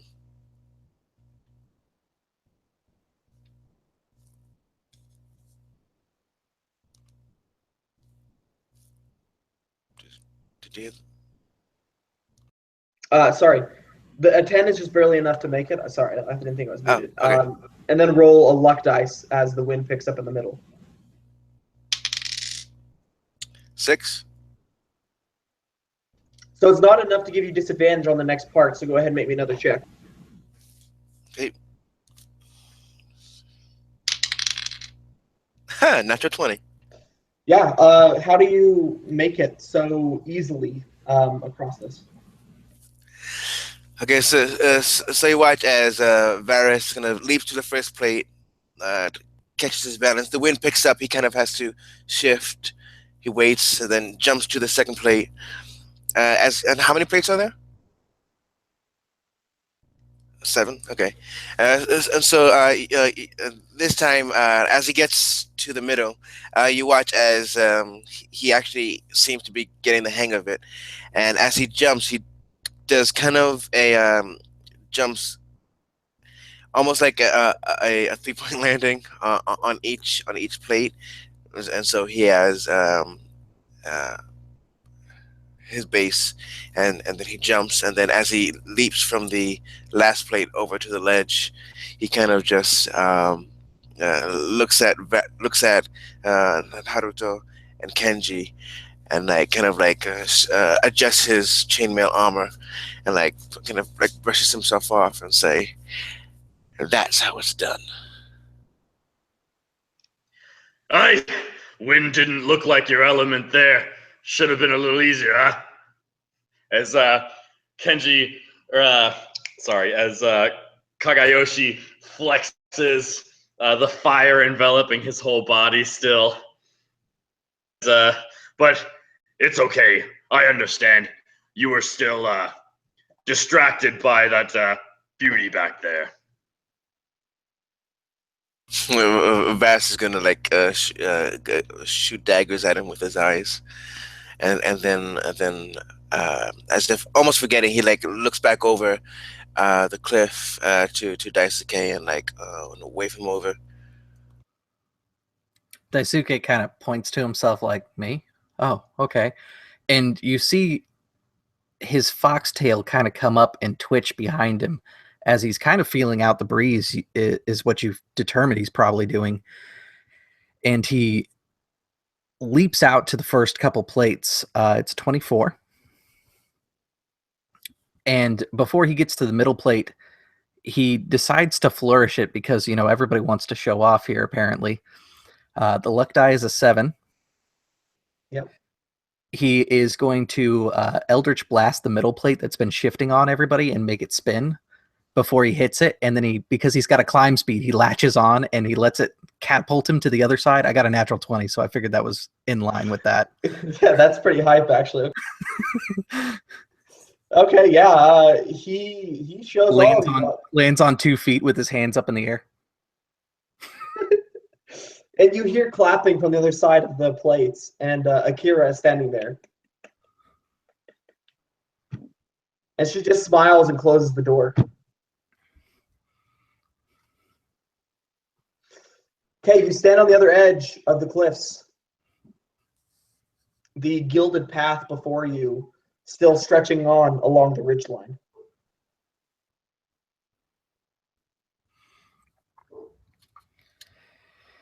Well, there only seems to be one way.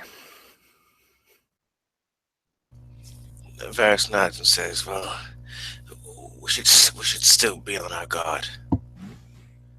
Of course, lead by torchlight. Got it. As Kagayoshi begins flying in front of the group down the road, several feet up above the ground, one arm in front of him, the other one behind, as he just goes off full speed. I knew eventually he'd get one of them. And I just hope he doesn't get us all killed. Oh my gosh. Corey, take a point of inspiration. You're making me laugh, man. That's good. That's always good. Yeah, he takes off down the road. And you're just like leading way ahead of everybody. And suddenly he's flying back towards you.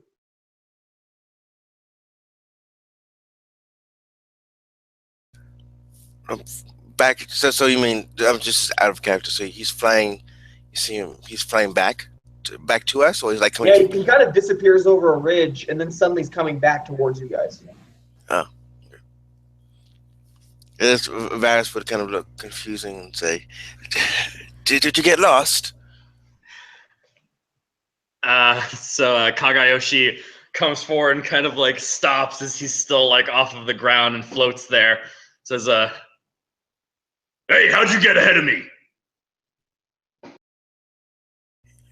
You didn't. We didn't get ahead of you. You came back to us. Hey, I left you guys in the dust back there. Yes. Don't you lie to me. No, you flew forward ahead of us, and then you were flying back to us.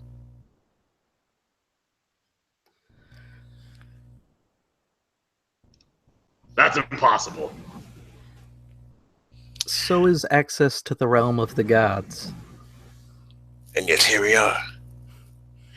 Question: is there like a rock or something nearby? Yeah, there's a couple of rocks sitting along the ridge. Okay. I want to like pick it up and say to how to watch, and then I want to like throw it to where he flew and see if the rock comes back. You pick up the rock and you throw it, and a couple seconds later you hear a clacking sound as it hits the road. Huh. All right.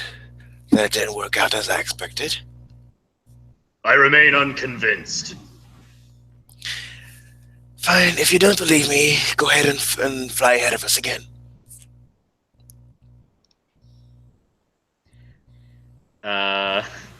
So Kagayoshi would kind of look past them and see the plates there, and then kind of think to himself for a moment, and then he would fly off back in the direction he came. And immediately as you disappear over the ridge, you're coming back towards the group.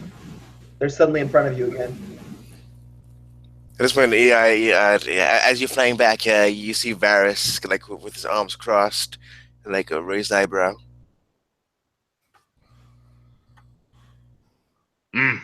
I guess I'll try something new.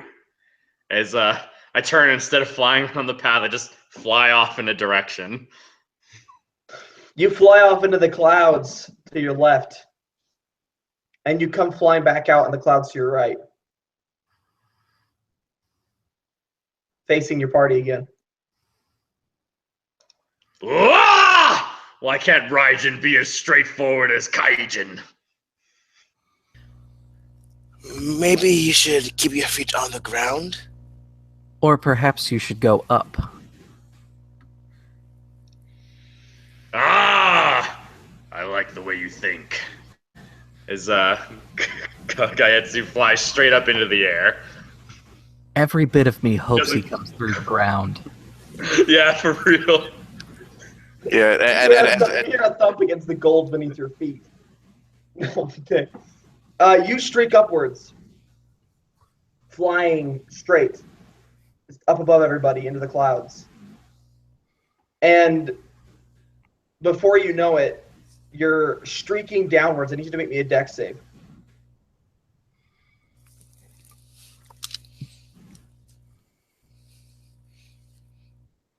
The 17.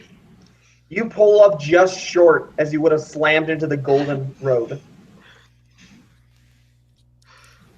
So he's in front of us again. Yeah.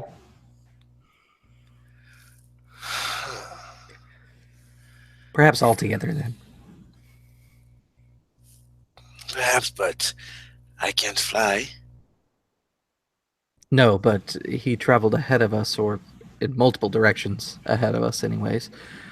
Perhaps if we walk together, since we have succeeded the first challenge, it will allow us to pass into the next. Perhaps, but this is not the place. You see Varys looking around. This is not a place I would like to get lost. Perhaps we should at least make a marker of this place right here so we know if we arrived at the same place. So Varys would He looks over to Kenji looks over to Aruto. Seems like we've done a pretty good job finding it a couple times already. Varys is going to chuckle. Then he's going to see if he can like make a makeshift like kind of crucifix, and just tear a bit of cloth and like put it as a marker on it, and just put it in the ground, just as a marker. Okay. As it blows away, exactly. So Kagayoshi responds to Daisuke and says, "Together? I hate group projects, but I guess if I can't let you fall behind, then I'll stay with you." Think of it as squad tactics, then.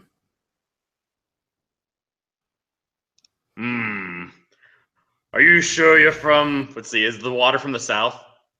Yeah, water's from the south. Are you sure you're from the south? As Kagayoshi kind of lands back down on the ground, still emitting the fiery aura around him as he decides to walk with everyone. Of course, It he's is from where the I south. make my home. That's how you can know he's as smart as he is. I don't know, he seemed to pull off that windy bridge over there pretty well.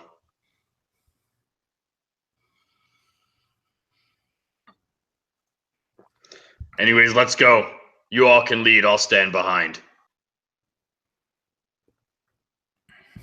If you I insist. thought you wanted to do this together. Alright, I'll be with you, behind you. Rear envoy. Just don't get any ideas and try to run off. And Varys takes the front, and he's keeping an eye out as he's walking straight. And after the remark about cowardice possibly existing inside of Kagayoshi Haruto, he just lets out this boisterous ha!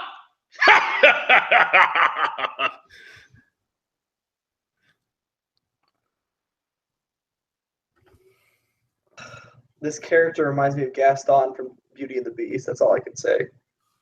You guys walk together forward along the Gilded Road after leaving this marker behind. And as you step over the top of this ridge and start making your way down, you see a ridge in front of you. And you start walking up. And then you're on the other side of the hill, and you see the marker sitting in the ground. But I want you to make me a perception check.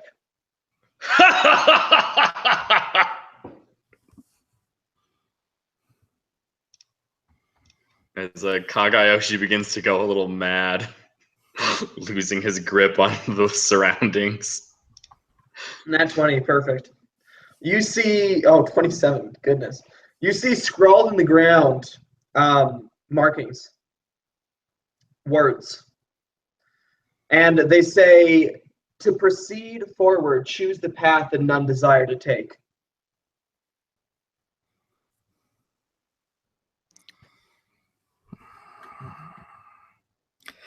Kenji looks towards the rest of the group.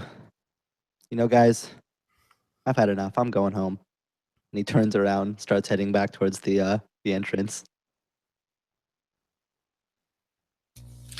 And as you're walking away, Varys kind of like grabs the back of your collar and says, "We do this together as a group."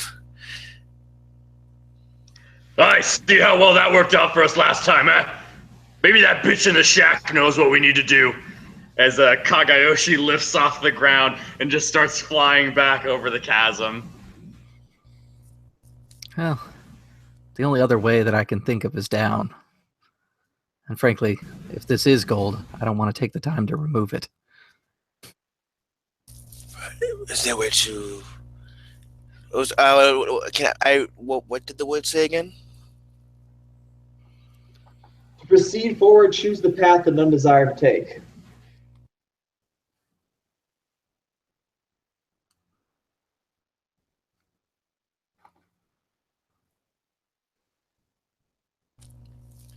So, what is a place or a path that none desire to take? Death. Well, that's exactly. So, what if we were meant to fall down those where the plates were?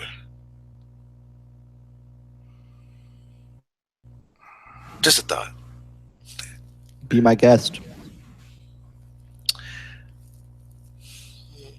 Maybe I won't do it. Maybe your unseen servant or Haruto. Yeah, Daisuke's thinking the same thing, and he just tells the unseen servant to walk off the cliff. And it's going to get about 60 feet away, then poof out of existence, and it's like this little straw figurine of Daisuke falls into the chasm. So as the figure falls, like you can sense where like it's going, how far it's falling, where etc.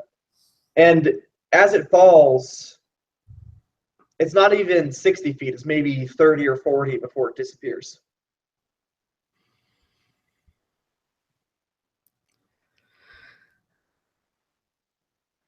Well, it's gone. I'm not sure what information can be gleaned from that, but chances are, if you go down there, you will also be gone. I suppose the good news is you won't fall very far.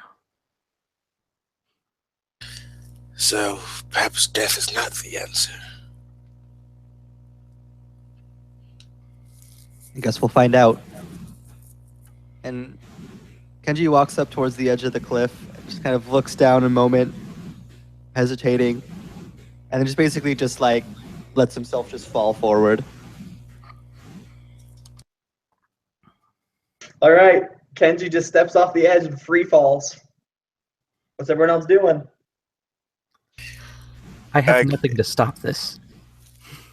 Yeah, Varus would like to try to reach out to see if he can stop him.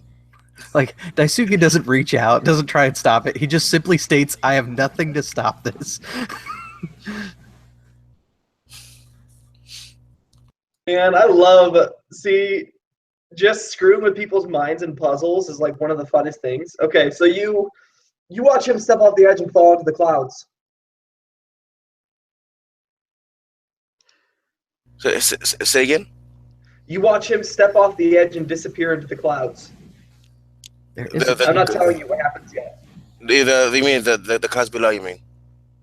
Yeah, there's clouds like maybe 50 or 60 feet beneath the beneath these floating plates. There is a chance he may come shooting upward and then back downward again. We could attempt to catch him with the chain of my Kasarigama.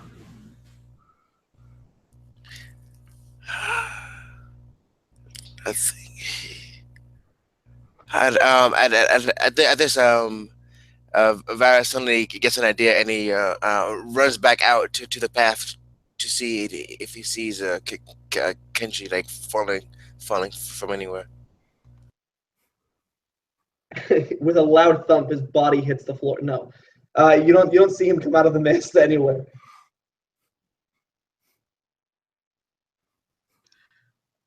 So Kagayoshi lands on the original landing and just starts shouting out, "Hey! Here!" So, the door would slide open and she would look at you, Akira. Yes? So, you know what that writing back there meant? Some don't go the way you're not supposed to want to go. Huh? She kind of looks at you confused for a second. Oh, to proceed forward, take the path that none desire. Ah, yes. And what about it?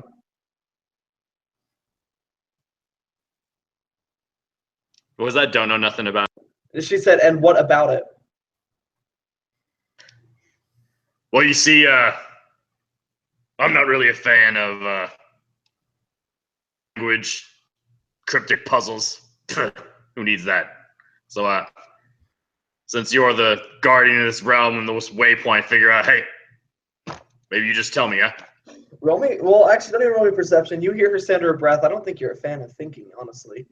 And then she just looks up at you and she says, with a pleasant smile on her face, I can't really tell you. I'm not a guardian or anything. I just let people have a place to rest if they need one. And answer questions, that is. But not questions pertaining to this. Ah! So not all questions, huh? That's not very useful. You see, one of my guys back there, he thinks we all just need to off ourselves, and that's the answer. But, I'm not really keen on the whole dying thing. So the other dude just threw himself off the cliff thinking, hey, I can fly. I'm not going to smash into stone if there's something down there. But, hey. She just looks at you and she says, well, I guess you'll never know until you try and figure it out, I guess, right? And she shuts the door.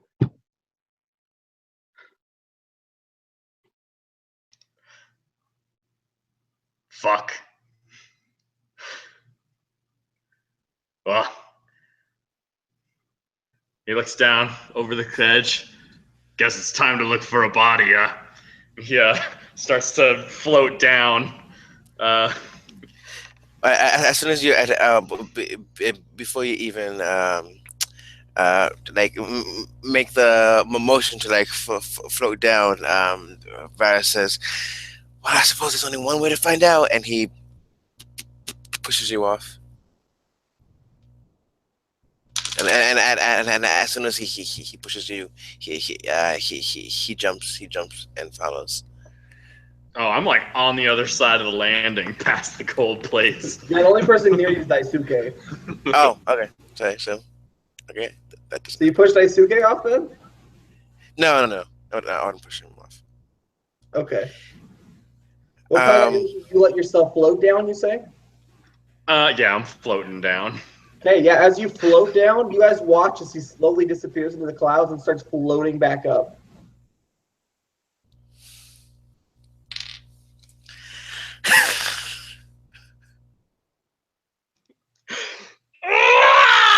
And she just charges down into the clouds like a comet falling out of the sky.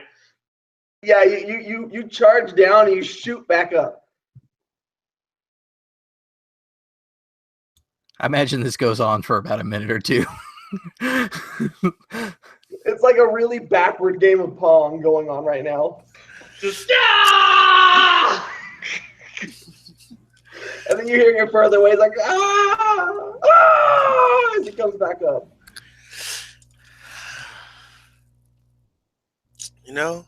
It's weird. But he looks at Daisuke and says, Kenji jumped and he didn't fly back. Then why is Haruto flying back?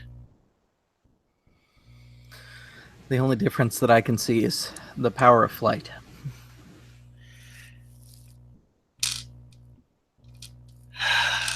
Well, I guess we have no other choice. And Varric just jumps down. Okay, yeah, you jump off the edge and you just fall. You do not come back up. All right, what are the other two of you doing?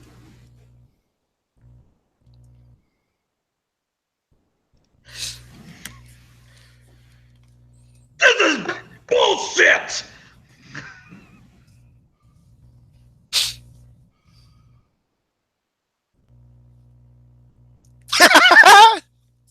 Oh, I didn't realize that was.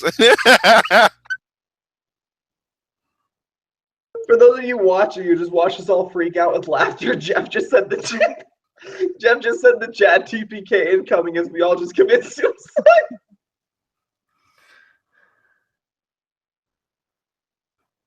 Oh man. And so Kagayoshi just gives up on the flying for now and just crashes down onto the ground, leaving imprints and like cracks into the golden path. Says to Daisuke, "What the hell is going on?" I'm not really sure. And Daisuke's gonna start like moving the cracked gold, hoping that maybe there's a path underneath the path and that he doesn't have to fall off the cliff. You know what? Last try. As Kagayoshi grabs Daisuke by the collar of his shirt and just leaps off of the edge, flies down the chasm with him in tow, just flying straight down. Daisuke, do you allow Not him? fighting it. You'll fight it? Okay, No. as you grab him and jump off the edge and shoot towards flying down, you come back up, but he's not in your hand anymore. As just this huge nova flame bursts out and dies around him as he just lets himself fall, kind of like head first going down. Eyes just says, just can't catch a break in this wind realm. Guys, I never thought I'd say this, but TPK by mass suicide. No, okay. So as you finally, okay, Jeff, we're gonna go to Jeff since you're the first one to take the lead. As you fall through the clouds and you feel like you're just plummeting as fast as you could, suddenly you're coming up, your face like forward, skyward, and you shoot out of the mist and then float down gently as you land upon a single massive golden plate. What do? It's going to be some time before anyone joins you. Yeah, Kenji kind of like looks like up and down towards the sky above and below him, just kind of like as if expecting people to be right behind him as he jumps, and then just like nothing happens for a good couple minutes, and he just finally seeing that he's alone for the time being, just begins to try to take stock of what else could possibly be around here.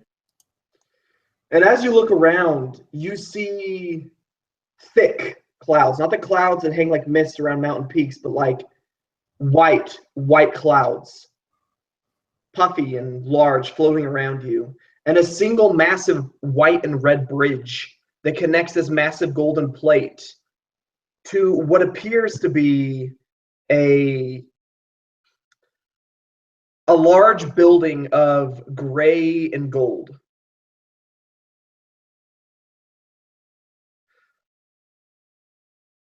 A single bolt of startling blue lightning slams into the peak of this building, and a booming echo of thunder spreads outward and pushes you away a couple feet even from the force of its impact.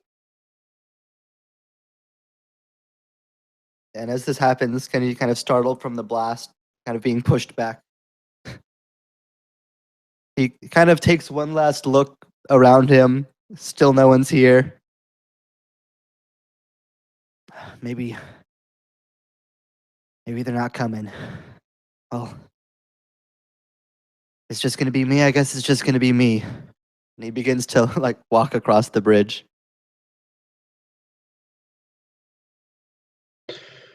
As you approach the bridge, yeah, Daisuke's doll is sitting there on the ground next to you. As you walk towards this bridge and start to cross it, the clouds kind of roll in, reaching up to your knee so you can barely see the ground before you now. Two sets of stairs rise up on either side of this main entryway, this place where the bridge connects to the building. And then you hear from behind you a poof as Varus shoots into the air and then floats downward onto the golden plate. How does Varus make his entry?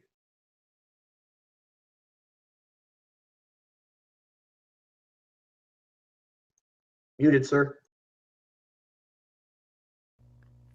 Sorry. So you're saying I fly up and then like float down again? Yeah, you basically shoot out of the mist like you were falling, Yeah. and then you reach like a point, like a peak, and then you float down like you had feather fall on you.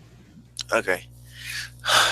Varus would be like looking around, like feverishly, a bit panicked for like a split second, and then he kind of chuckles, realizing that his idea, or at least Kenji's idea, worked, and he's going to look around. Do I see Kenji anywhere? Yeah, you would see Kenji on the other side of this bridge. It looks like he's Okay. actually standing on clouds. Okay. And as he's standing there, you see in one hand he's like got like a semi-death grip on this doll that's fallen next to him that he's picked up and is keeping with him for now. Yeah. Varus would begin striding over to Kenji and says, "You smart son of a bitch." And he's going to come over and say, I just hope that the rest of our group had the nerve to follow. How long were you here? Long enough to be waiting. Sorry to keep you waiting.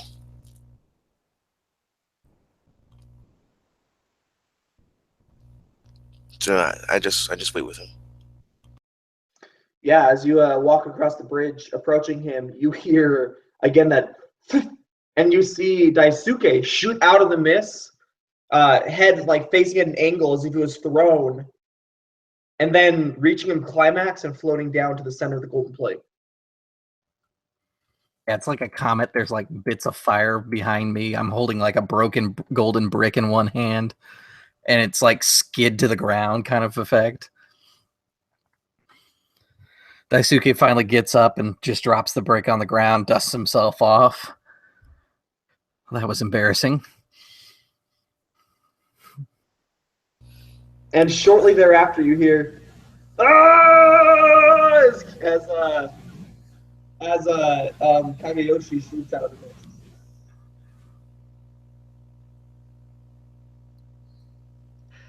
So he's still got his eyes closed and just floats down head first, going slowly as he just bonks his head into the plate, which lands first.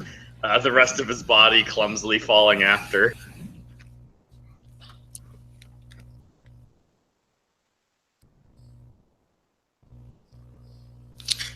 Well, And guess we made Kenji it. walks up to Daisuke and just kind of like hands him the doll. I had this, just in case you needed it. That's all.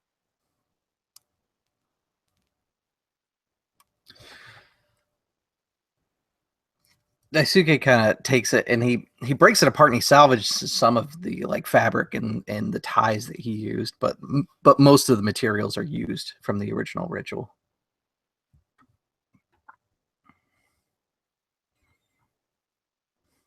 Yeah, anyone who ever took a look at or studied that the ancient text you guys have can make a history check to see if you can determine this building.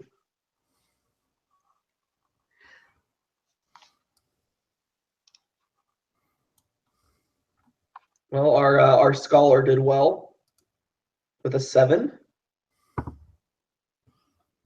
Modified 20, okay. Well, that's enough. What you were going for was a 16. You know that this immediately, it's Raijin's palace. That gray stone is Stormstone, and it's basically like a superconductor for electricity. And even as you notice this, you see a bolt of pure blue lightning streak down and strike the top of the building, crackling outwards, and you feel like static kind of move up your body, and your hair starts to stand on end.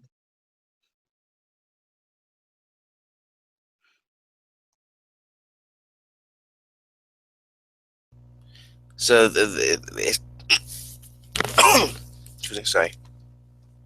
This is a whole like a cliff face of Stormstone. Yeah, like basically it almost looks as if the palace is kind of like floating in midair.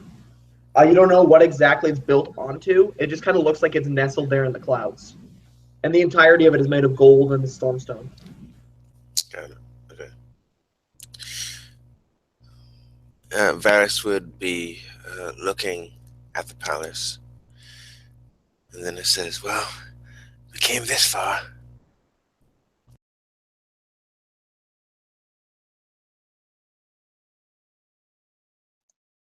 As you make your way forward and you start to move up the steps, let me see. I want all of you guys to make me a dexterity saving throw.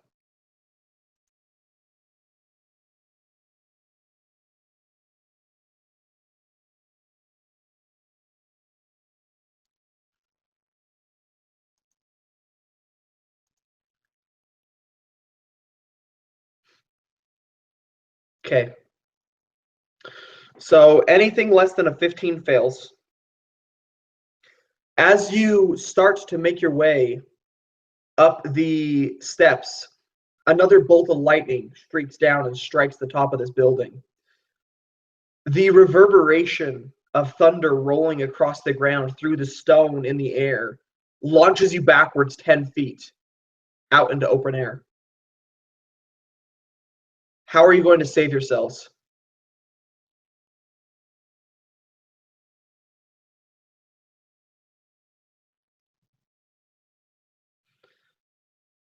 You can either make your standard athletics or acrobatics or something like that save or check, or you can be creative and give me something else.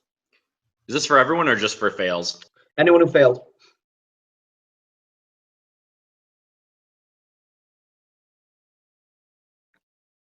Yeah, the first thing Kenji would try to do is just try to find some way to stabilize himself and like make his way back towards it. So I guess it'd be like acrobatics or athletics or something. Okay, so you're just going to try and catch the lip of this thing or something like that? Yeah. Yeah, you can go ahead and make me one of those checks then, whichever one you prefer. What about Varus?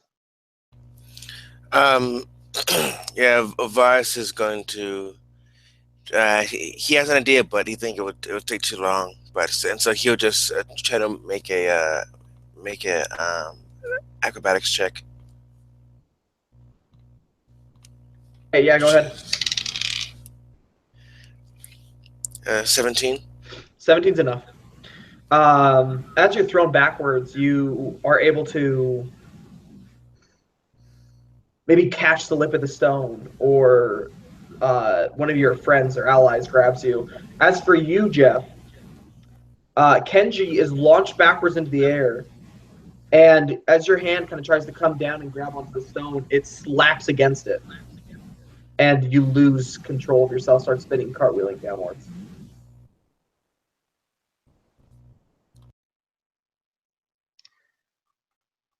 Don't worry, he'll be fine. Varus will look to Haruto and says, "You can fly. Go after him." And as Kenji falls, he just lets out just kind of a sigh, just as he just bursts into another cloud of this raindrop that seemed to just stand still in air, that just rush up like a reverse rainfall up towards the platform, where he just reassembles. So though you may save yourself by teleporting back up, you keep your fall speed. So you're going to take 3d6 bludgeoning.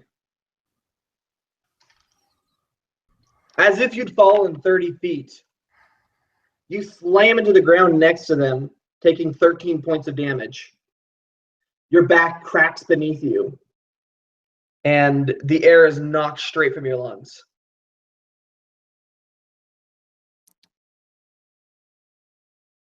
Kenji just lies on the ground for a moment, just completely motionless. It looks almost as if he might be unconscious before he just kind of barely manages to like bring his head up off the ground. Just, oh God. Before just like basically just slumping back on the ground. He just lies there.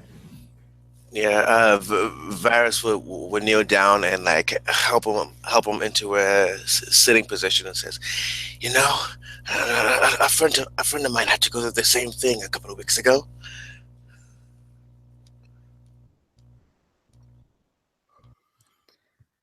Daisuke fiddles around inside the bag he's brought with him, and he finally pulls out this about 8-inch, kind of 2-inch wide section of bamboo and a smaller bamboo breathing straw, it looks like.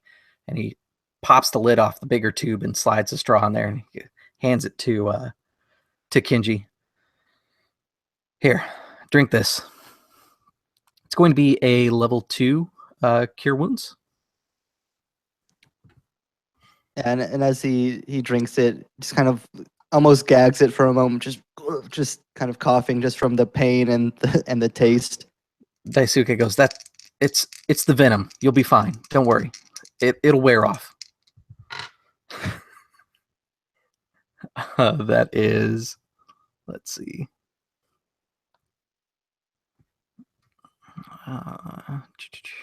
Per spell level plus spell casting ability. So 14 plus 3, I think. Let me double check that real quick.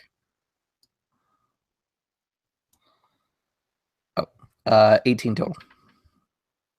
Yeah, and as you say, the venom, he like almost tries to spit it out, but he's so weak that he can't even muster the energy to do that, and just kind of just wince, just gulps. The smile widens even brighter as he sees you kind of almost start to spit it back out. He goes, I'm joking. Though there is fugu in it, it's not the poisonous part. And as he kind of drinks this liquid for a moment, he just kind of wincing, just kind of, well, I guess it can't be that bad. At least I feel better now. As long as I don't die from the poison, I should be okay. It's like the realization that you say it's not actually poison just completely goes over his head.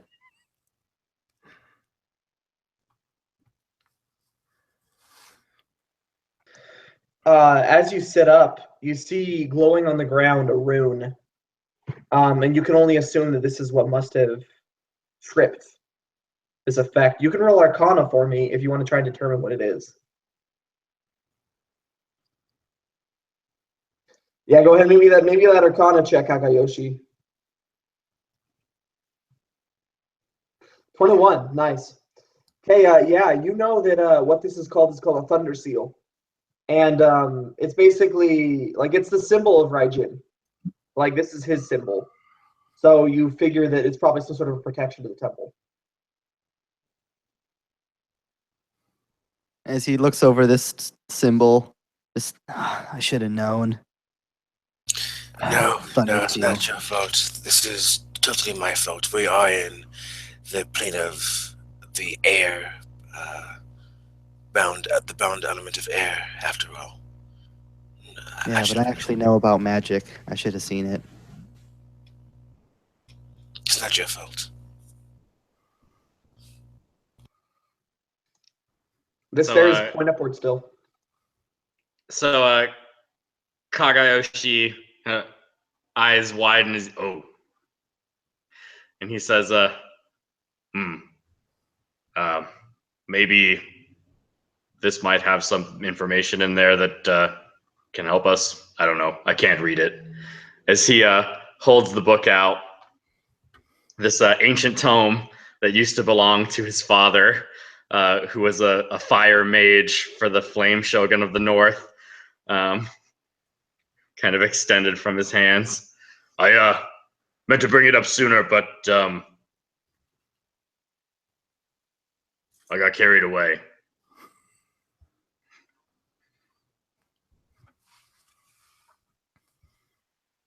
And Kenji just looks at this like, I imagine just like this thick tome, just filled to the brim, cover to cover with just small writing and everything, and just looks at it.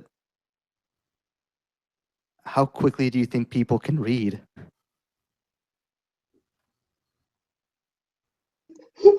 Take a point of inspiration, man. I don't know. You're all the smarty pantses. I'm just here to get shit done. And look how well that turned out.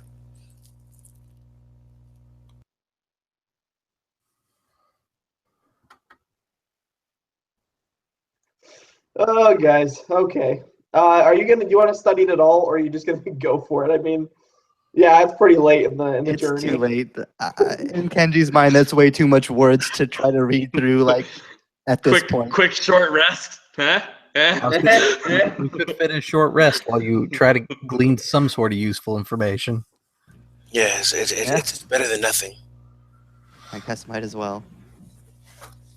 You can roll me an investigation check to glean anything useful. It's gonna be very high though. Can I help with that? Yeah, you can give him advantage. It's still gonna be pretty hard to glean Yeah. anything, but you can give him advantage. That's a bit better than nothing.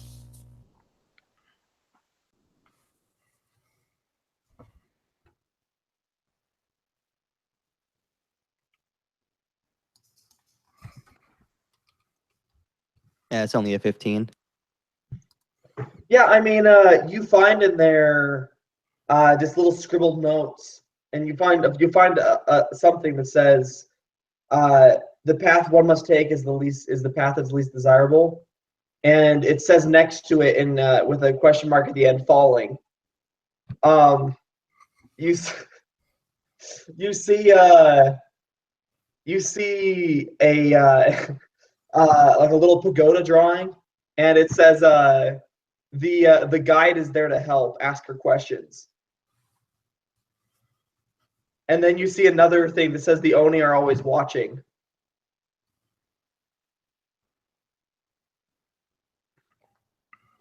And as soon as I read that part about the only are always watching, I like quickly look around to see if I see anything, and any Oni watching us. And as you glanced around, you'd see that the walls, these what you thought was originally these characteristic masks almost built into the wall. You see now that each of these masks is an Oni face. As you look around, Daisuke kind of hones in on the fact that you've become aware, and he says, yeah, try not to pay it much attention. I think it's best if we get inside as soon as possible. Even outside the pagoda, this started. Yes, but and as he's looking at the faces, I don't like being watched that much. And as you like whisper this, a pair of eyes would like flick towards you and would be staring at you through this mask. They don't do anything, it doesn't move, the eyes just stare at you. You kind of hear Varys mutter like a curse to himself in Elvish. I don't know if any of you speak Elvish or the language. Did that escape? He gives no sign of acknowledging or understanding what you've said. Okay. Yeah. So you just hear him say a word in Elvish, and he says, "Let's go." And he's like backing up, and he's like watching the eyes watch him. Not really afraid, but more like wary, just out of caution. And each time your eyes lock on a mask, the eyes flick open and stare at you as you walk by.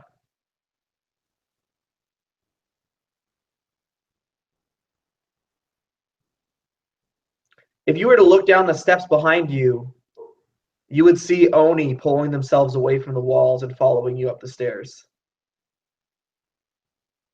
And once you reach the top of the stairs, there's a large set of double doors. Can I check to see if it's trapped? Yeah, go ahead. You can roll me sleight of hand. You can roll me investigation, insight, whatever you feel. Let's see which is higher. Insight's +2.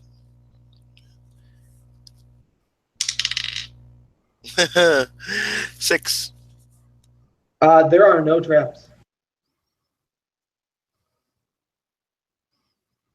As you're kind of inspecting this door, the footsteps quietly approaching you from behind, that's when you hear the whispering begin in your minds. You hear, one of us, one of us, one of us.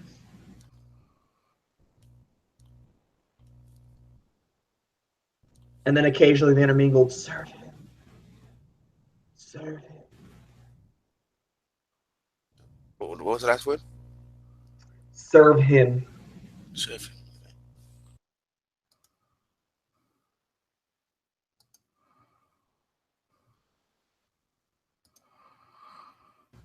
I guess Varys would look back and he would push one of the doors open and like wave everybody inside. And the door would open easily and nothing would happen. And as you were to look over your shoulder, you'd see them drawing closer and closer to the doors that you're entering through. And intermingled among the Oni armor, this black and red kind of ceramic plating, you see the occasional piece of Stormguard armor, an occasional katana with the Emperor's crest on it. The doors shut behind you as you step through. Well, I guess that explains what happened to the storm gods.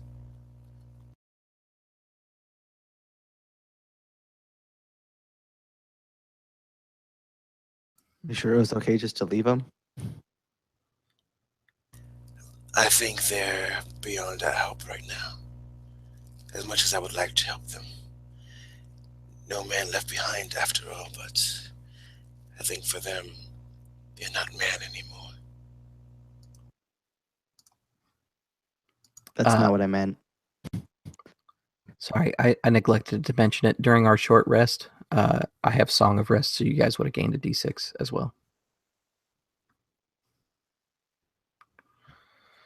Daisuke would look at the door that's closed behind you, and he kind of says it kind of offhandedly. We'll have to deal with them soon enough. I'd rather deal with it on our own terms. For now, something else is deeper in here. With any luck, perhaps they will be freed from their enchantment.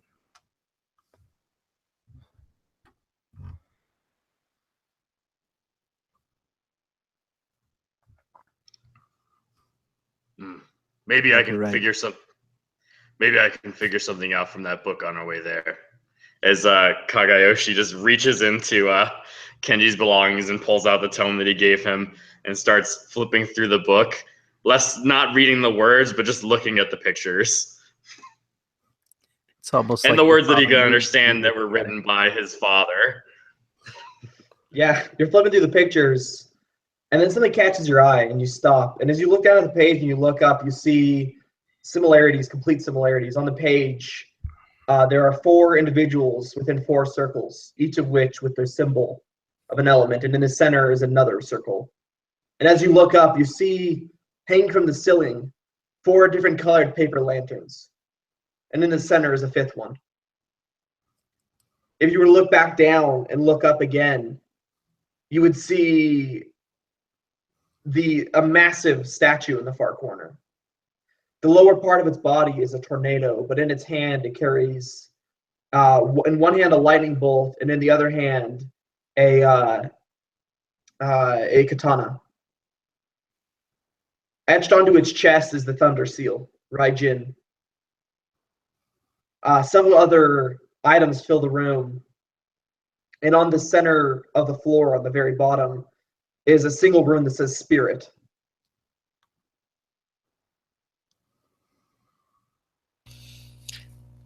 It looks like that book is still useful after all. There's also a hole in the ceiling at the very top point of the roof.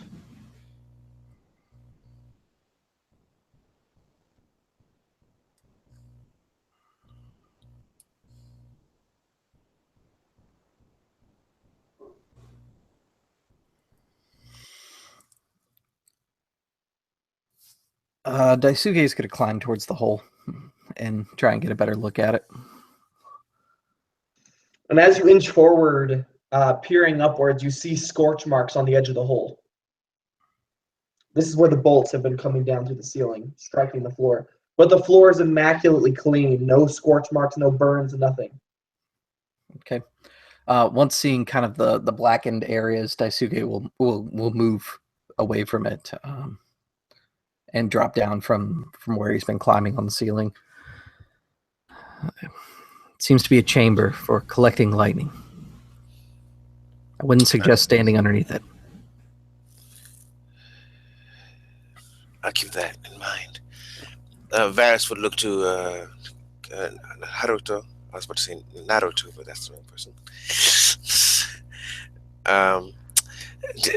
Does that book say anything about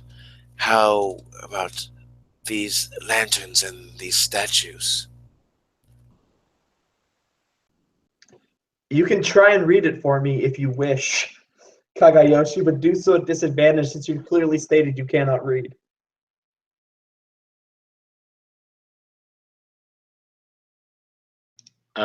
Yeah, that'd be a 9 plus and -1 probably.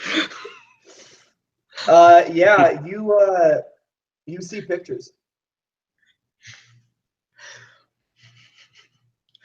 So Kagayoshi would just take the book in his hands and kind of for a minute, and then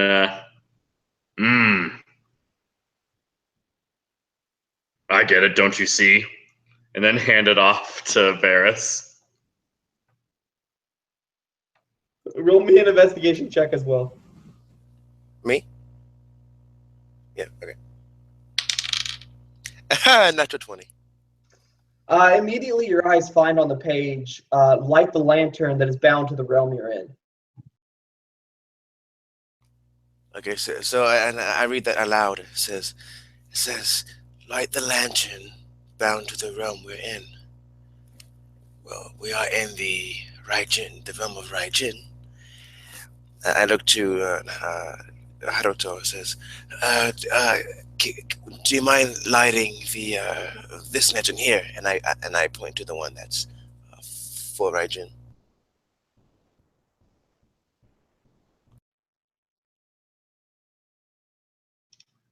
It's pretty high up there. And very close to that scorching hole in the ceiling.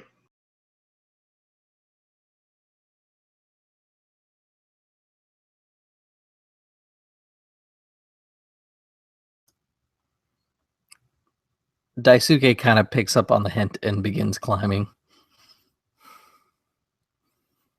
Go ahead and make me athletics or acrobatics. If it matters, I have a climb speed. Oh, okay, that's fine then. You don't have to climb. You can just climb. Yep. Okay, and then how do you wish to light this lantern? Daisuke's actually got these, it's striking paper that he's wrapped around his index and middle finger. And it's really there to light bombs, but he's going to use it to spark at the wick that's inside there. Yeah, and as your fingers strike together and light this lantern, a blue light seeps out. And the hair on the back of your neck starts to stand on end as you feel static energy start to build. Yeah, I'm getting away from that hole.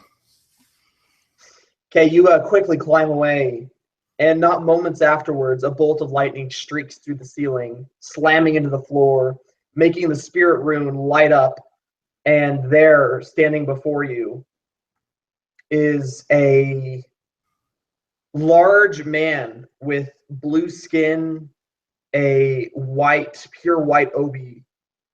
His hair is pulled into 3 large braids that go down his back, and on his face, he wears a mask of wind. In one hand, a katana sparks with energy, electricity splaying from it, sparking on the floor. And in his other hand, he holds a drinking gourd.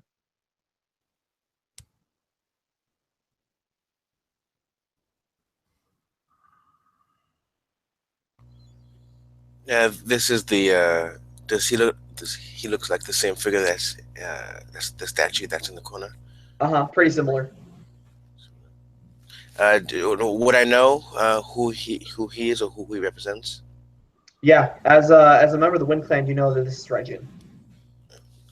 Okay, as I see him, like I bow low and says, "Great Raijin, we hope I hope we didn't disturb your slumber.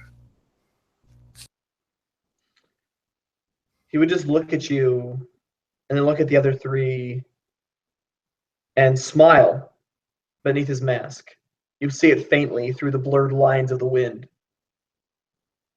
Ha! New servants, you did well making it this far. Thank you, my lord. But we came here because there were Oni that had come through what we assumed was a portal, and we follow them here, and I suppose we don't know what our next course of action should be. You have nothing to fear from my servants.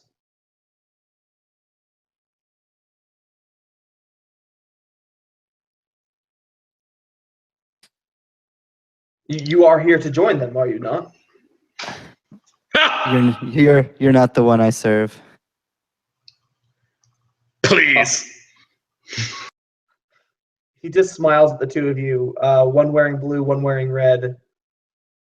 Aha, others from other clans, I see. Tell me, how do your gods treat you?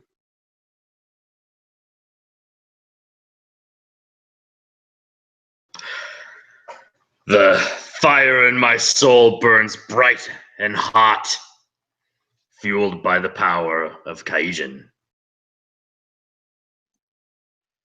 Yes, fueled by the power of Kaijin. And he turns over and looks at Kenji.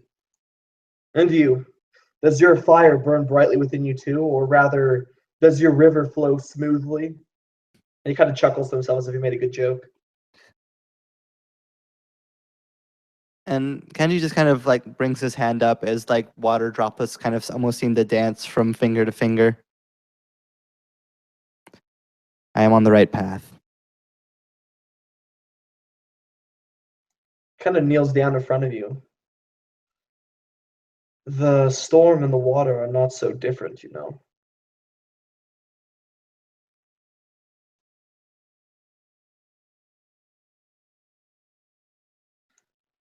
They're different enough. But does the storm not bring rain? Do the waves not change with the tide, with the wind?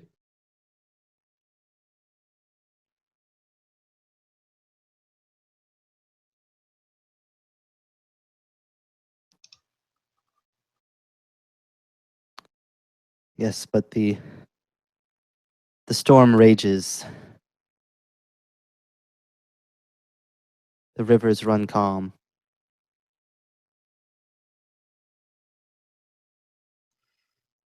And to that, he responds the same way that Kagayoshi responds to anything. Ha! And then he turns and looks at Daisuke. Tell me, do you share in these beliefs with your friend here?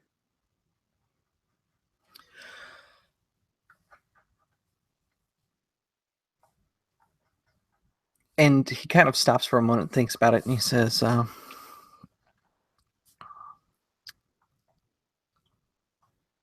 I believe in the wisdom of the fox.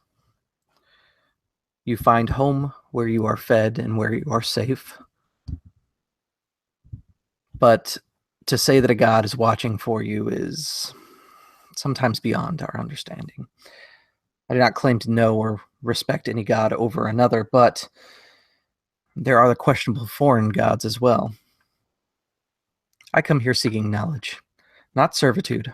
I already serve a man, and I owe him everything. He just looks at you.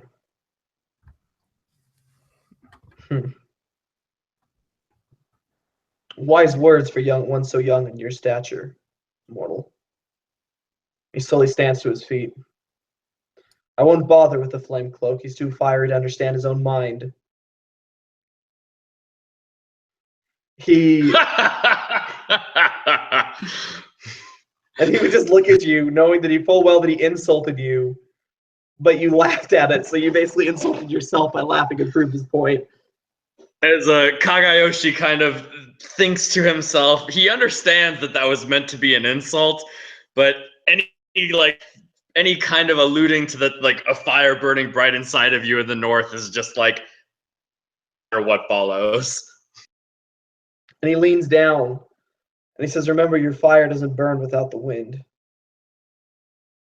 And he stands to his feet again.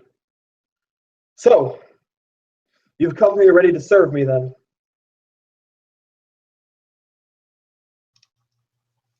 Maybe this one, not me. And he looks at you. "You will serve me."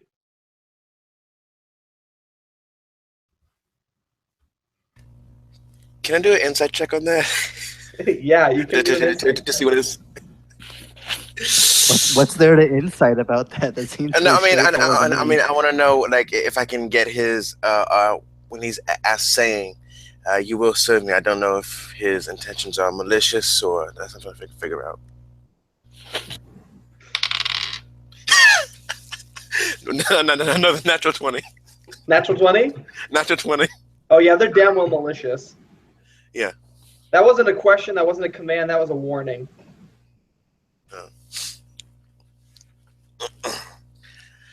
God. Varus, he would bow and say, "With all due respect, my lord, we are not here to become your servants." And he would just give you a look. And you see crackling tempest in his eyes. Almost like a, "What did you just say to me?" Kagayoshi responds, "Ha! I'd rather die than let the fire in my soul be blown away." He says, "That can be arranged." Didn't realize the god of wind was so malicious. Has your spirit turned dark and evil, or is this just how you have always been? He looks at you. "I always knew that those of the fire were stupid, but I didn't know you were this stupid."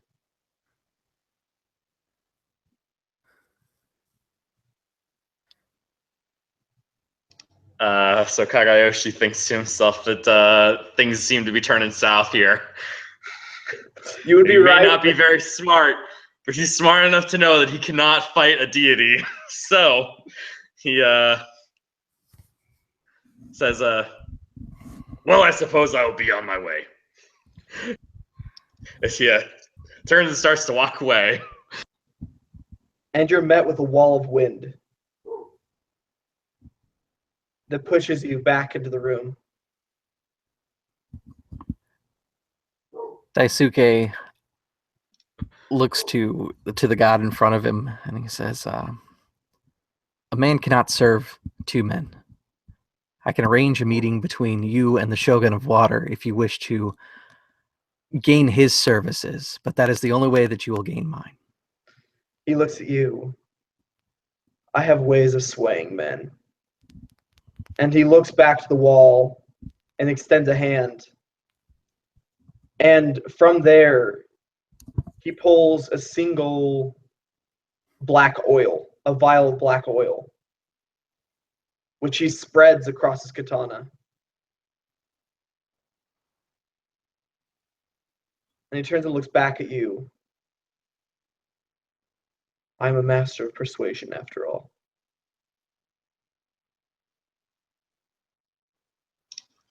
All right, I'm like 1,000% convinced that this dude is like, I mean, he's evil, but like, I'm thinking maybe he got perverted by something. So I'm gonna like do some kind of insight roll to figure out what is going on. I guess it's God, it wouldn't be Arcana. You can just roll insight.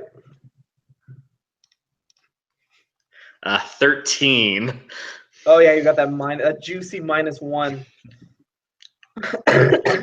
You know that this look that he's giving you is the same look your Shogun gives you whenever he wants you for a specific job. He's giving you the look of, "I see capable servants here, and they're going to become mine."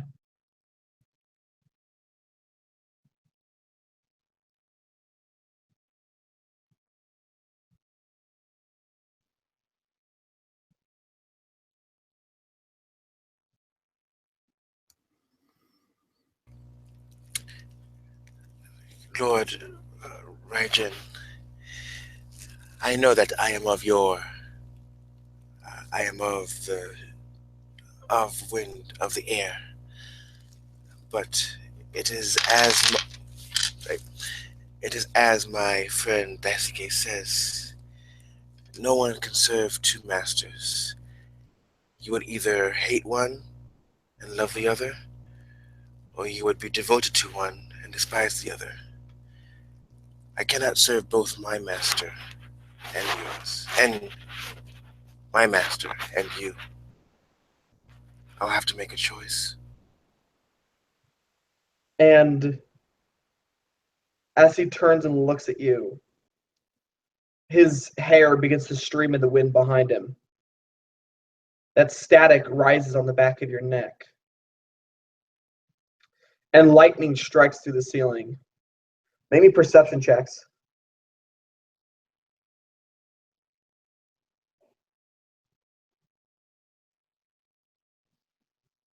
24. Oh no.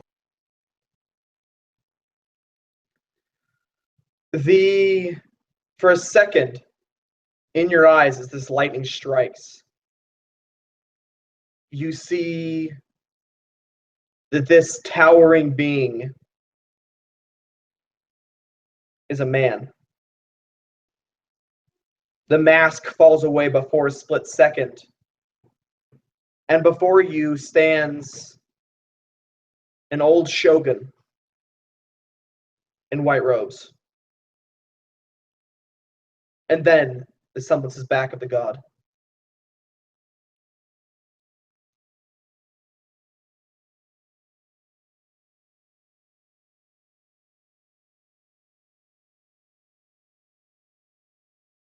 Yeah, just Chris.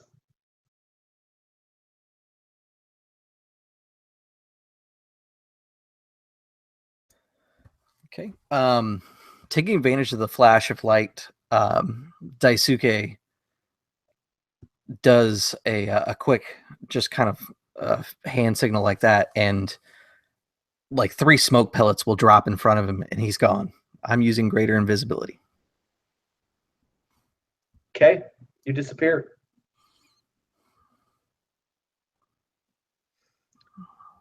He frowns. And your friend, where did he go? You see the Daisuke is gone. You don't know? Some god you are.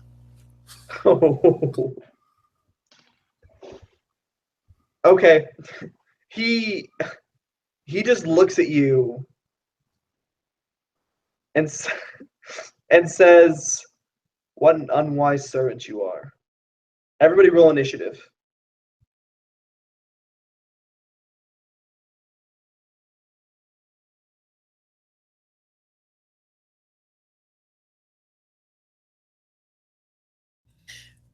By the way, I don't know if you got my message that I was using the Know Your Enemy to try to. Yeah, what do you want to know about it? Let me look back at this. What's his dex score? His dex score is 12. 12. Okay, that's good to know. And his strength score? 18. 18. Okay, good to know. Goodness.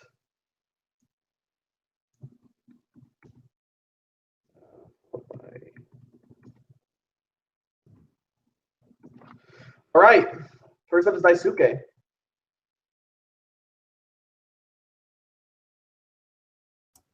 Kind of echoing the same words that that the Windwalker spoke. A god should know all and see all, and it sounds like it's kind of echoing through the chamber. What Daisuke is actually doing is he's talking and moving as he's going to try and throw him off. What he is ultimately doing, though, is casting vicious mockery. So I need him to make a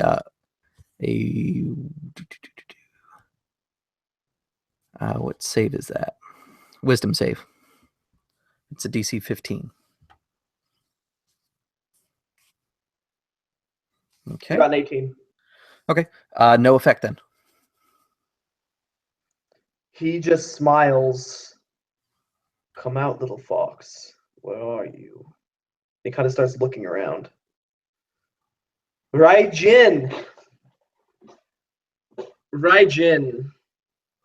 looks down at Varus, who just had the gall to mock him. His eyes lock on you, and he says, "Some say lightning doesn't strike the same place twice. That's because I very rarely care to."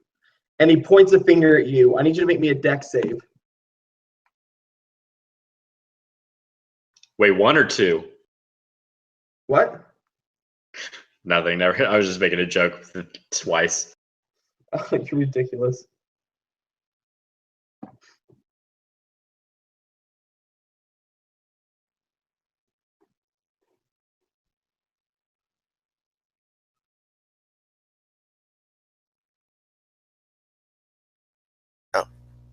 Sorry, 16.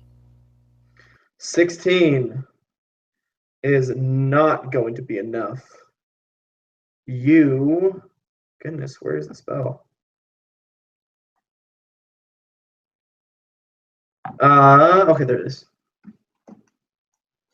As you lock eyes with him,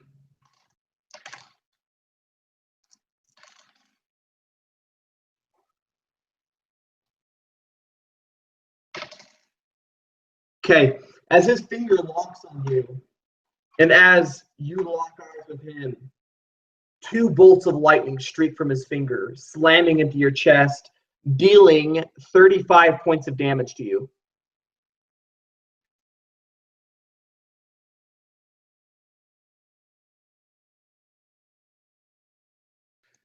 Your body arcs and cracks against the pain as your muscles begin to spasm against the vast amount of electricity going through your body. That is his turn. Varus. All right. Seeing as he just did that to me, I am going to. Let me look at my maneuvers. You know what? I'm gonna try for it. Wait. Actually, hold on. Let me look at something. Sorry, I'm looking at my combat maneuvers. Okay, yeah. You know what? Yep, I'll do it. I'm going to just go ahead and strike with my my first attack. It's 6, right? That's a 25 to hit. Yeah, that'll hit. That's 8 points of slashing damage. Okay. My extra. There we go. My extra attack. That's a 18 to hit. And that'll just barely hit. All right. And this I'm going to spend 1 superiority dice. This is my menacing attack. Okay. So I add this superiority dice to the damage roll, and the target has to make a wisdom saving throw. Well, let me see what the damage is. 5, 6, 7, 8, 8, 9, 10. So that's 12 points of slashing damage, and he needs to make a DC 15 wisdom saving throw. Okay, you got a 27. All right, so no effect then. Okay. All right. So you did how many points of damage? Was it 12 more? Yeah, 5, 6, and 8, 9. Yeah, 12 more. Okay. And then and then for my bonus action, I'm going to use second wind. Okay. 1d10 plus my fighting level. Ooh, nice. 10. 17, so I get 17 points of hit points back. Okay. Awesome. Yeah, you you manage to slice him twice, and instead of blood coming out of his body, static electricity begins to spark from his skin, causing you to take an additional 2 points of lightning damage. Oh, okay. Okay. So that's it for you? Yeah, that's for me. Okay, Kenji. So Kenji, kind of seeing the lightning streak back through Varys, who then tried to charge up, Kenji actually takes a step back. But as he brings his hands up, he says, "The only way I serve you is by force or by death." And as he brings his hands up, his hands begin to kind of glow blue with this energy. And underneath this god's feet, this swirling water begins to kind of whirl around. As it picks up in speed, it almost begins to spiral up around him like almost a tornado made of water. And bits and pieces of this spinning cyclone begin to turn into chunks of ice that spin around, blasting around him. So he needs to make a dex save. And how big of an area does that affect? Like him and like 15 feet behind him. Oh, so okay. So he got a 17 then. All right, so he's gonna take half damage. So he's gonna take 2 bludgeoning and 8 cold damage as this cyclone of water and ice swirls around him, trying to just bludgeon him or freeze him.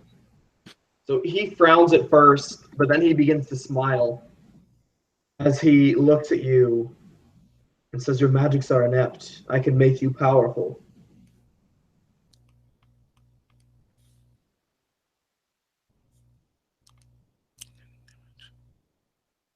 And that'll be Haruto's turn unless Kenji wants to respond.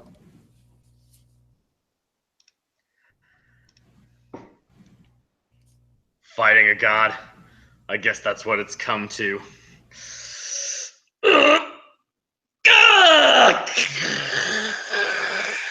As this flame jet comes out, only the fire burns brighter this time as he screams in a rage.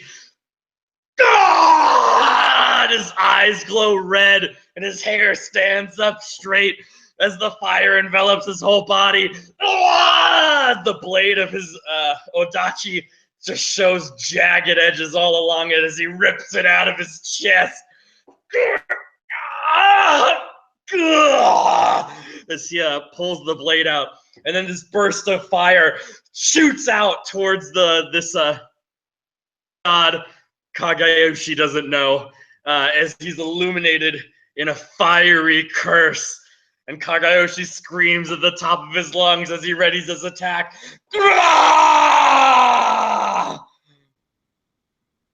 And that's his turn. He looks at you completely unamused. Just like he's looking at a dog with all bark and no bite. He gives you that withering like. All right, Daisuke. Daisuke sees some of these ice shards spread throughout the battlefield, and he begins to get kind of an idea. He takes a prism and a small coin that has a form of fire magic that's been tied to it, and he puts the prism in front of the coin, and he begins flashing it. And the light goes from where he's invisible to off of these shards, and he's casting minor illusion to create an illusion of a box in the room. Because it can't be a person, it has to be like an object. So like a small crate just kind of shows up in the middle of the room, hoping to maybe draw the god's attention to that instead of the allies for a moment. Okay. It will last for a minute. Oh, snake style, exactly. It's going to last for a minute, and as a bonus action, I'm going to shoot one of my inspiration darts over at the final form over there. Against all odds, I get the final form over there. Against all odds, you managed to distract him. He's like, "What the heck? A box?" So he just looks down at the box for a second, lost in thought. So he's gonna lose one of his attacks this turn. I was gonna say once he interacts with it, it's gone. The illusion is completely broken. But hopefully he gets. Yes, it was for Kageyoshi. Raijin, having seen enough Solid Snake to know what's going on here, is gonna kick the box. And he succeeds. He kicks the box, but there's nothing there. So he kind of frowns and shakes his head like, what? And then he turns and looks back at Mr. Final Form and raises his katana over his head. Ouch. That's going to hurt. Mr. Final Form, you take 16 points of lightning damage as a katana slices through your body from your shoulder down to your side. Make me a con save.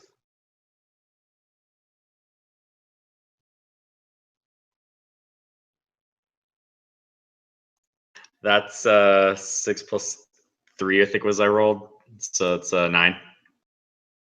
Black lines start to spread across your body.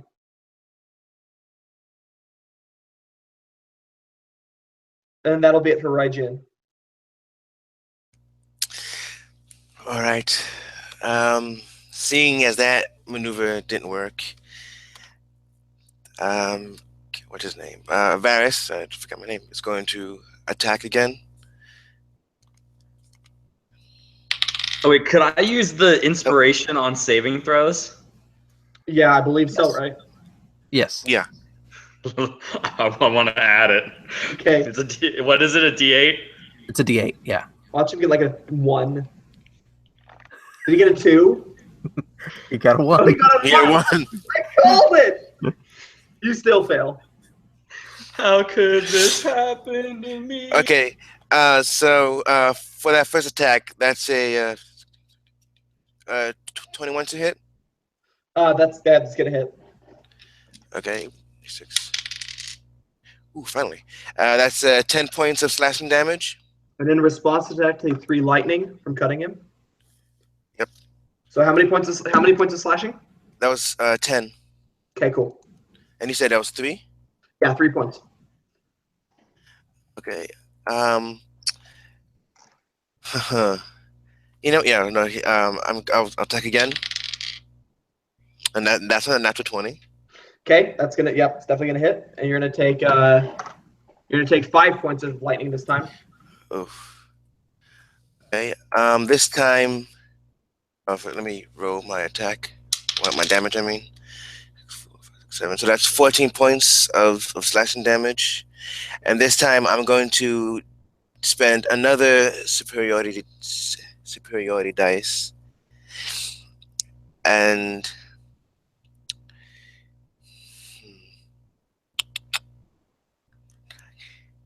actually, I'm going to try again. I'm going to try to. Oh, so I need to add the superiority dice to the attack. That's add an extra 1. So how much damage on that second one then? That was 15 total. And you doubled it already, right? Yeah, that's doubled. Okay, so And that's going to. I need him to make another wisdom saving throw. okay, so you got a 16. Oh, that just makes it all right. So no, yeah, nothing happens. Okay, yeah. So he kind of gets cut across the leg once, twice. Tendons become to be exposed in his leg. Sparks fly off the blade and strike your body, and he looks down and stop that. No.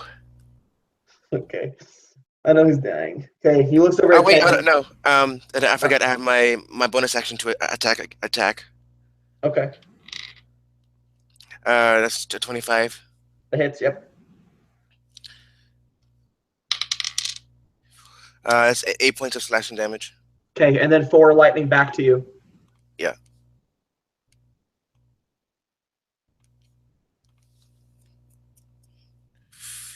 Yeah, Okay. you can see Varric is looking a bit rough right now. Yeah, Okay. you can see all the pock marks and like burn marks from the lightning. He just looks down at you and just smirks as the lightning courses across your body. Kenji. Kenji just keeps backing away. At this point, moving another, basically as far back towards the back of the room as he can get away from this guy.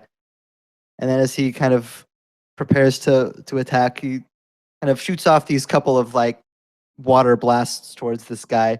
And as they kind of speed towards him, they kind of slowly harden and turn into ice that kind of bash, slamming into his legs. I'm guessing a 23 hits. So as these ice shards crash into his legs, you can see kind of these frost strands just burst around his legs and begin to almost like tighten and harden around his legs.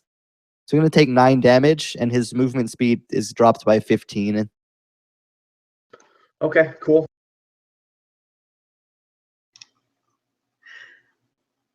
So is this black line thing considered a curse? The black line? No, it's not really a curse. It's more kind of like a poison. Not really though. Got it. All right, so Kagayoshi, thinking 100% this is where he dies, just goes all out, ham status, as he charges towards the thing, leaping into the air to recklessly attack it. Go ahead. So what's the AC I need to hit? AC 18.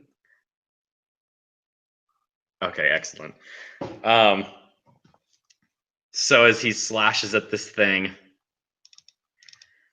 he just cuts through with this jagged katana, screaming the whole time, "Ah! Ah!"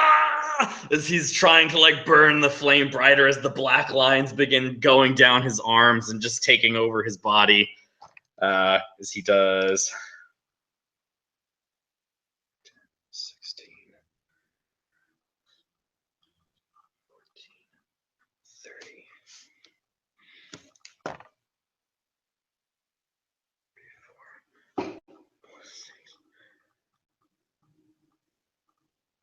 40 damage as the sword just cuts into this dude. Holy cow. By the way, you take 8 lightning damage, but goodness. Okay. Alrighty. Yeah, you cut into him like crazy, and he feels that. Daisuke, goodness.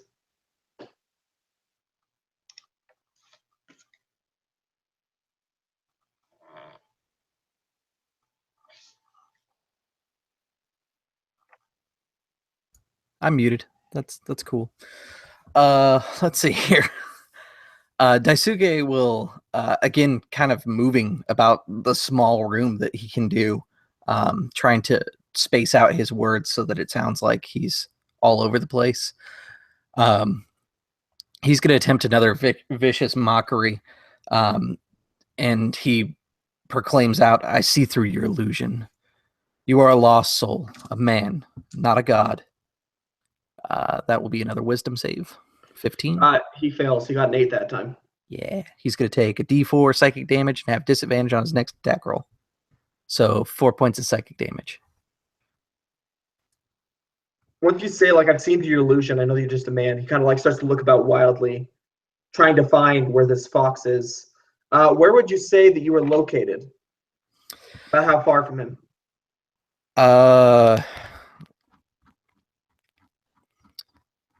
Probably about at least, let's see, the spell goes out to 60, probably at least 40 feet from him. I don't want to get anywhere close to him if I could avoid it.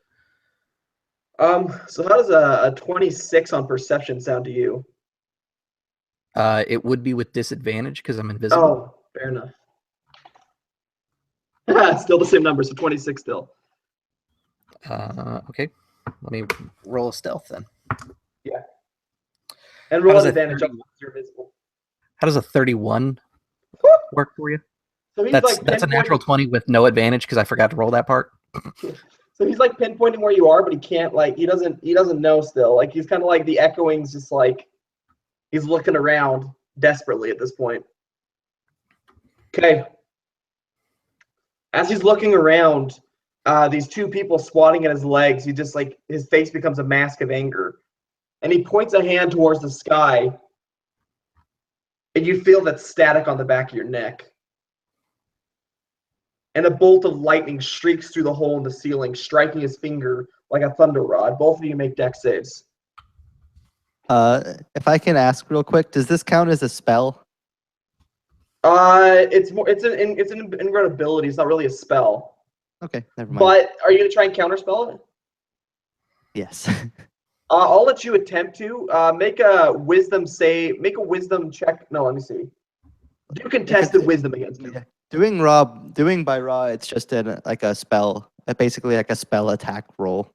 I know, but this isn't really a spell. But I think Yeah, it'd be cool okay. if you could somehow stop him. All right, I'm down. You said So- wisdom? Yeah, wisdom versus wisdom. He got a 15. Yeah, that's a 17. My hero. Oh, thank God. So, all right, I got this. So, as he brings this lightning bolt strikes his finger, and he goes to unleash this blast, and as he does so, this water magic just bursts out in these watery tendrils streaking up into the air, and the lightning just, instead of conducting outwards, just conducts right into these tendrils and just flies up, just scattering up, as arcing across this room up into the air, almost like spider lightning in the sky, like the clouds just rings throughout the building as this lightning is diffused upwards instead of outwards. Yeah, he kind of just looks up in surprise, and his eyes become a mask of rage as he looks down at you.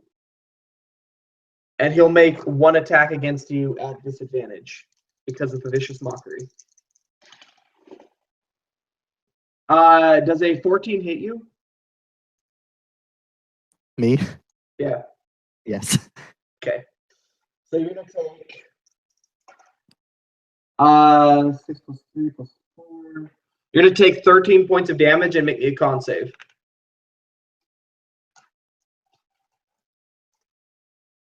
All right, so I have a sorcerer ability I'm gonna use to negate some of that. So is this Okay. like a katana attack or? Yeah, it's his storm katana. Yeah. So as this lightning blade comes down towards Kenji, as it goes to hit him, he bursts again into a cloud of these water droplets that just kind of burst, scattering throughout the room for a moment before kind of converging back down in another spot a little bit further away.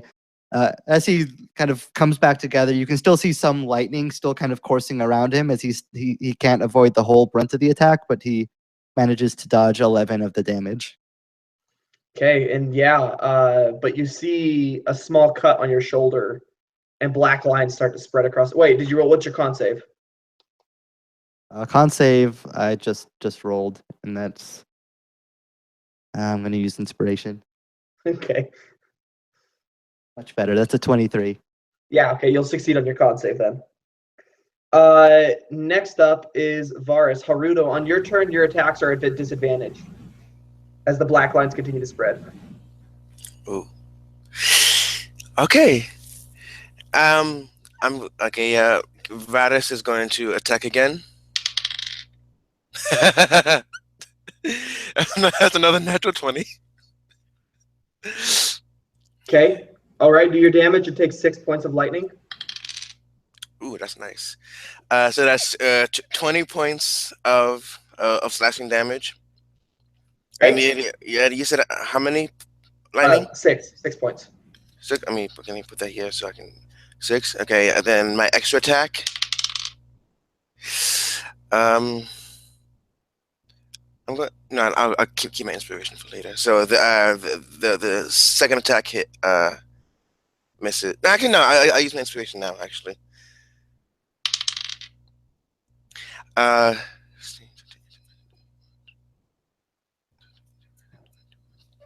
22.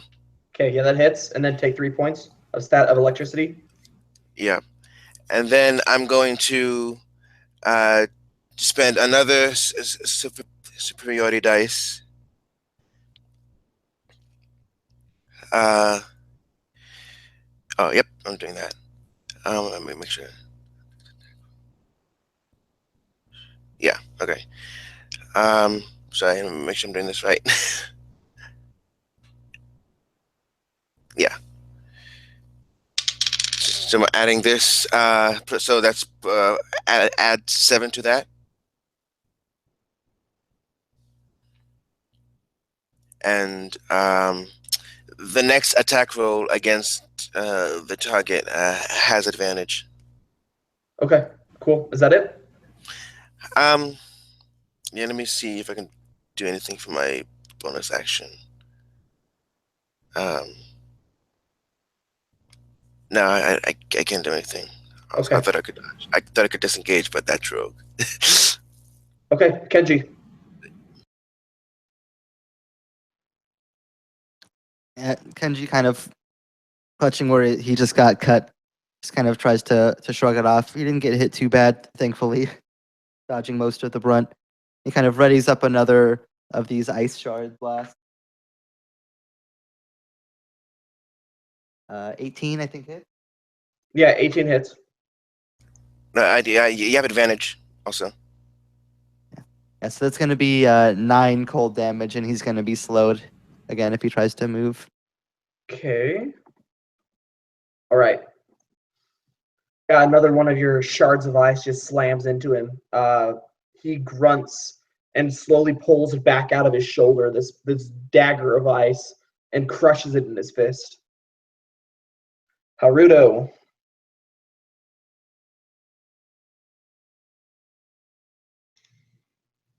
All right.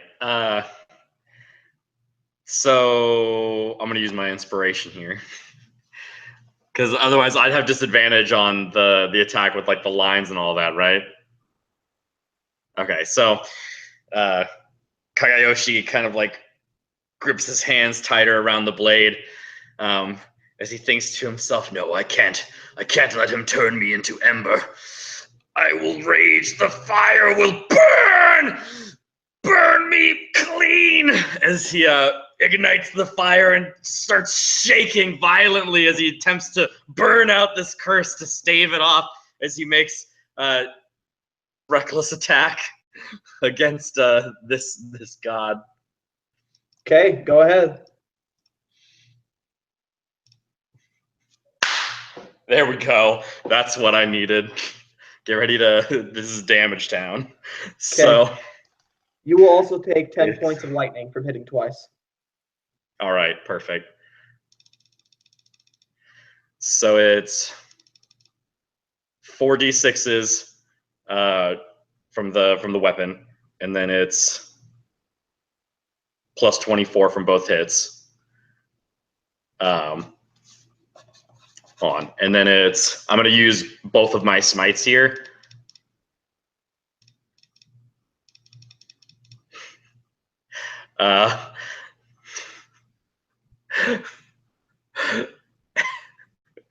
And the second smite is a crit.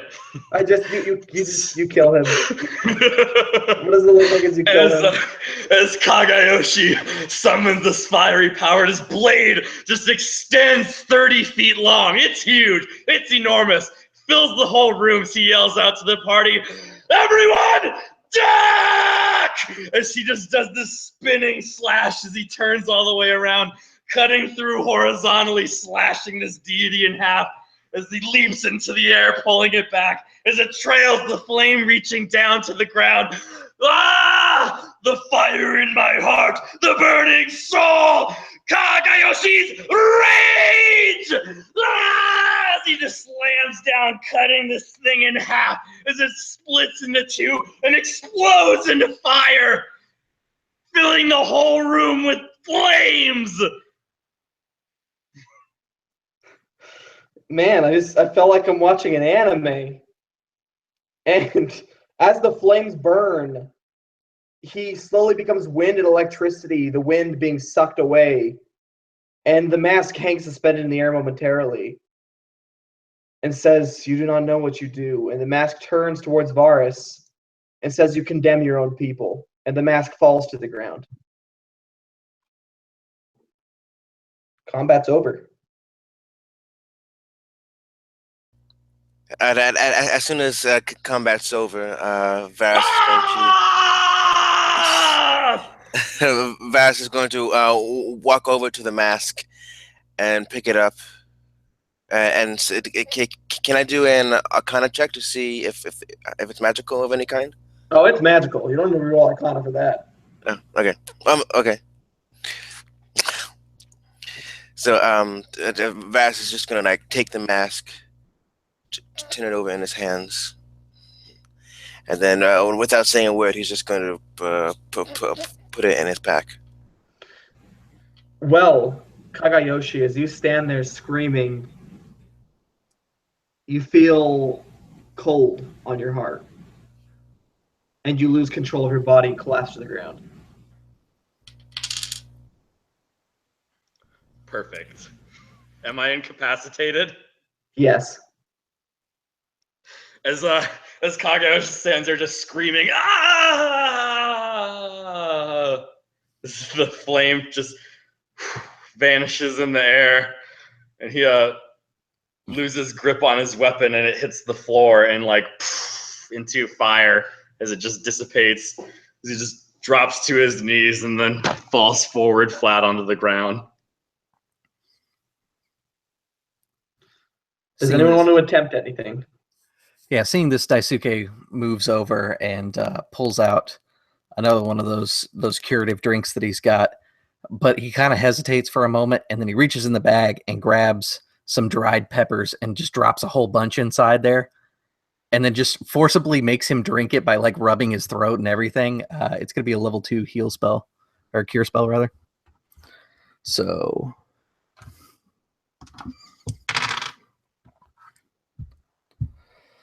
13 hit points back.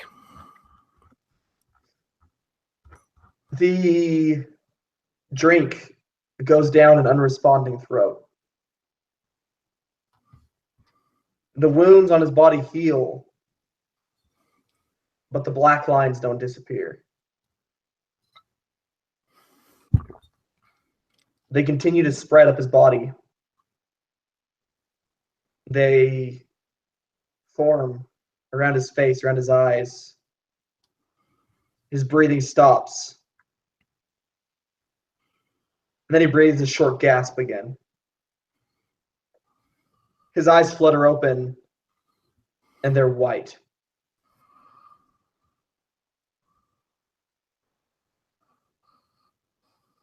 Kagayoshi. Everybody roll initiative. Oh no! Oh no! Do I'd I like to gain the mention I'm benefits of a still short invisible. rest here?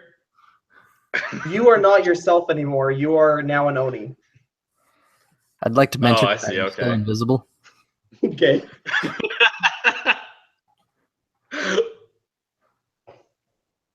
I've got a couple more rounds of that I intend to milk out as long as possible.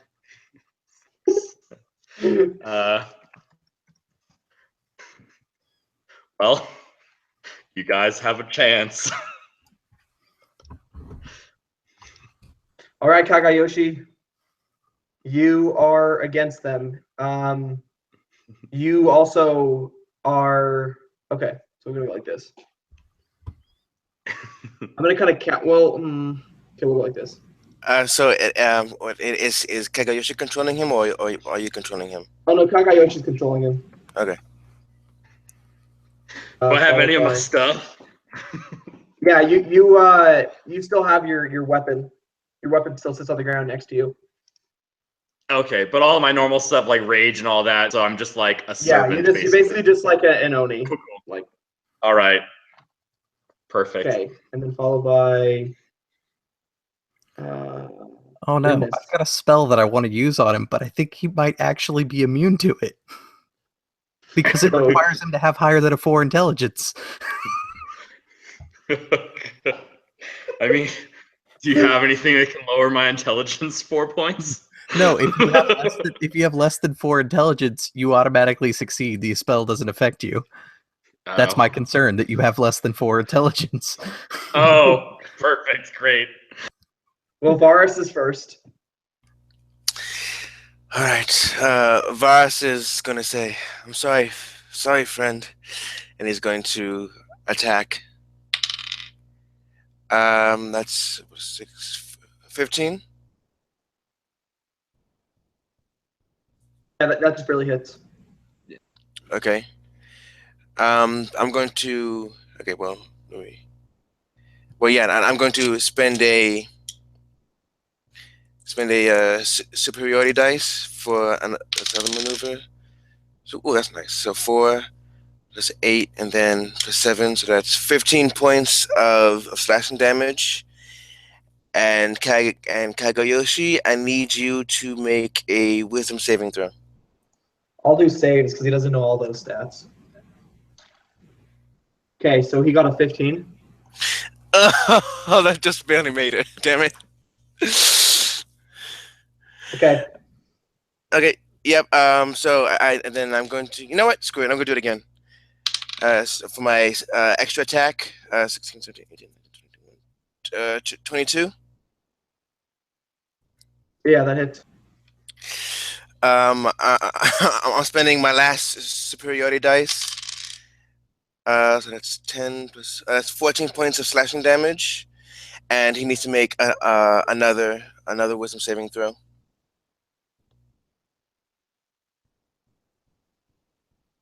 That's a 15 again. Okay, damn. Okay, so and then for my bonus action. I actually think he's smarter as an Oni. Oh, okay. Well, for my bonus action, that was a crit. Okay, cool. So, that sucked. So that's another 12 points of slashing damage. And you know what? Screw it. At action surge. 17. Okay, that hits, yeah. 6 points of slashing damage, and then the extra attack, 14. That's a 20, so which I assume that hit. I mean, not a modified 20. Yeah, that hits. Another 6 points of slashing damage, Okay. and that's the end of my turn. Okay. He's still standing. Because everything's halved. Yes. All Yeah. right. So you just watch as Varus is hacking 5 times at this creature, and trying to like scream at it, but I guess it's not working. So that's his turn. Okay, Daisuke. Daisuke takes out a small pepper bomb from his bag and hucks it past Haruto, actually, to kind of catch him just on the outside of a 20-foot radius and keep Windwalker on the Haruto in the radius, Windwalker out of the radius is what I meant to say. That is a level 3 sleep spell, and it's going to be 42 hit points worth of sleep. Yeah, that would put him to sleep. Now we must just coup de grace him and be done with it.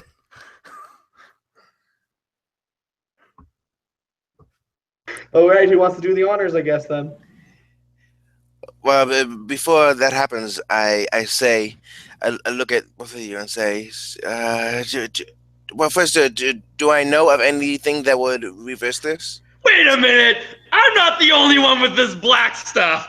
I'm Still calling invisible. foul here. I know he is. You're the only one who got hit and failed the con save, bruh. Yeah, I succeeded. So, do I know of any spell that will reverse this? Probably not. I mean, you hadn't even really believed in the Oni until today. I can't remove curses. I can only bestow them. This isn't the curse. Our benevolent Anyway. bard. I tried that. So you see Varus there, pointing his sword like at the chest. As you go, if you were to go to strike, Kenji would yell, "Stop! Don't kill him!" Yeah, he's not like. I mean, you see, like Varus, he's there, like he's hesitating, like he as if like he can't find it in himself to do it. And Varus just like puts the scimitar down and says, "Oh, we should leave now." As he looks to the rest of the group, he said, "Leave him." Still invisible. Just want to point that out. Because Daisuke is going to go over there with the Kama side of his Kasarigama and cut his throat. He wouldn't want to live like this. He would want to return to his god. I won't leave him here. So you say that, or you just do it? I do it, and then I'll come out of like invisibility, like holding his now split open neck, and say that to them. Okay, yeah, you instant crit. I mean, he can't move, he can't respond, so Yeah, you see Varys. Just like balls to these. There has to have been some way we could have saved him. You see Varys has kind of like the hardened face that you saw from before they entered the temple comes back, and at first he doesn't say anything for a while, and he says, "No, we should go. There are more Oni outside,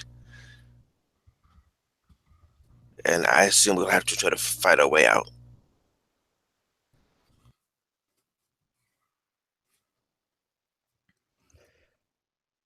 so unless anyone has something they want to do, we're gonna fast forward to you guys arriving outside of the Bound Realm. If at all possible, Daisuke will attempt to return the body. If we get past the mirror and he's still all black, I'm throwing him back in. I'm not Okay. taking that back to his homeland, but if I could at least retrieve his body in like some sort of respectable shape for a shogun, I'll try. You know what? I'm a benevolent GM. You can retrieve his body. Okay. Yeah, his body, you're able to bring it back with you. I mean, it keeps the same features as when he was himself. And it starts to like swell down a bit, so he's not as Oni-like. He just looks like the half Oni now that roam the land.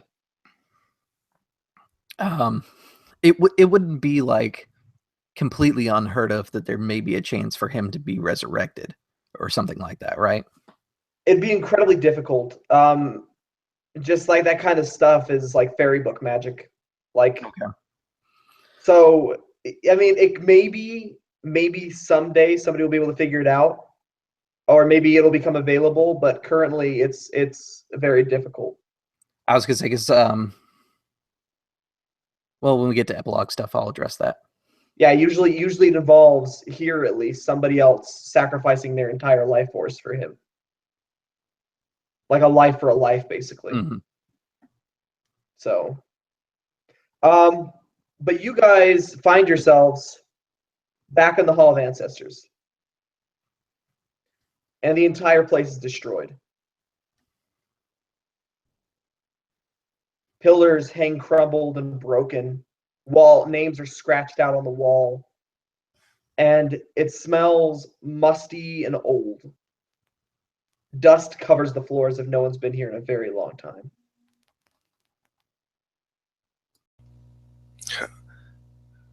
How long have we been gone? It couldn't have been that long. An increment of 50 years. The portal opens only every 50 years.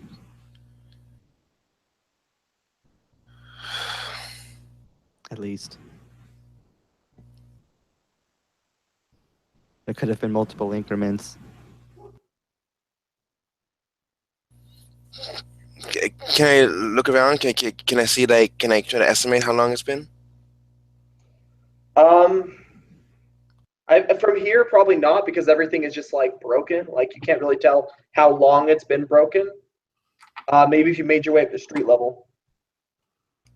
Okay, yeah. So yeah, Varys, after looking around, he just like, with a purpose, be walking towards the front gate or the front door of the Hall of Ancestors.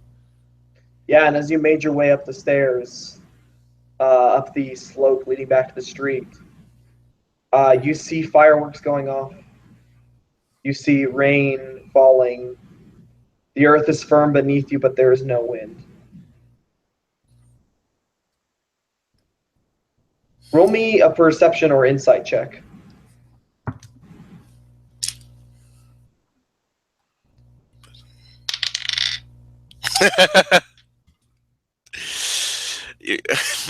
You wouldn't believe me, but that's a natural 20. Okay. There's not a single other white cloak in the street. And everyone is staring at you. Every single person stares at you, Varus, and they glare. And that is where we'll end the session.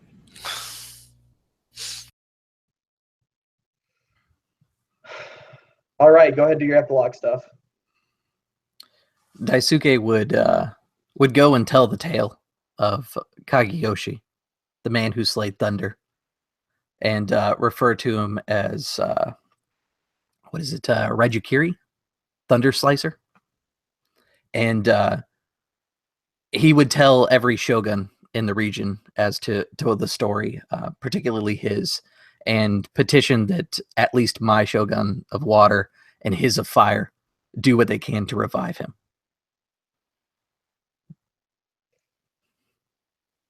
Roll me. No. Who do you find that is willing to give their life for his? I would leave that in the hands of his He lord. finds me. I was going to say, unless someone comes forward, he would Daisuke would leave that in the hands of his lord. Are you I'm gonna serious, do Kenji? it. I'm going to do it. Okay. The process begins, and you watch as one soul ascends and another comes down. Your eyes flutter open, Kagayoshi, and your eyes flutter closed, Kenji. And Daisuke, you watch as he lifts himself up on his elbow. Does the scream continue from when you fell I in was gonna say, yeah. My eyes open and a scream comes out. Ah! Ah! Ah! Ah! Ah! You're home. I think it just end there. It's Kagayoshi just looks He around. doesn't have words to say. But Daisuke, Doesn't your song, your story, or Raijikiri, is not well received at first. For the day that you killed Thunder was the day the Shogun died. Was the day civil war happened at Mido Nai. Was the day that balance was destroyed. And it was the day that the spirit was broken. And for a time, Raijikiri was hated. The story would be remembered as many things. To some, an epic, the story of a hero. To others, the story of an outlaw, of a villain. But now, Miranai exists with only 3 nations. Unless the Mask of Thunder could be found again. And that is where we'll end the session. My hero. Awesome. My epilogue does not happen. If you want to make your epilogue happen, go ahead. Okay, I guess the way I imagine it is, I don't know. After a while, you see Varus in kind of like a forest. You see with him, he has what appears to be a bag with his belongings. You see next to him is an elven woman, and she's looking at him. And you watch as Varus is tossing some things into the fire. And then finally, he goes into his bag, pulls out the white robes that once signified him as being of the Air Nation. And then he just throws it into the fire. Puts his chainmail back on underneath just normal colored robes. He looks to the woman next to him. They embrace, and then they walk hand in hand away, as Varys is now a Ronin, a masterless, I think is what it, like a samurai or warrior without a master.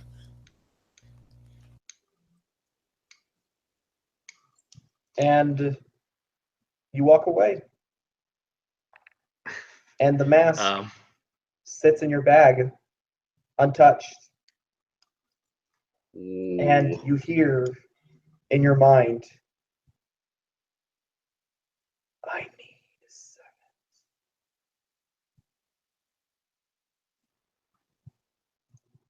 I need servants.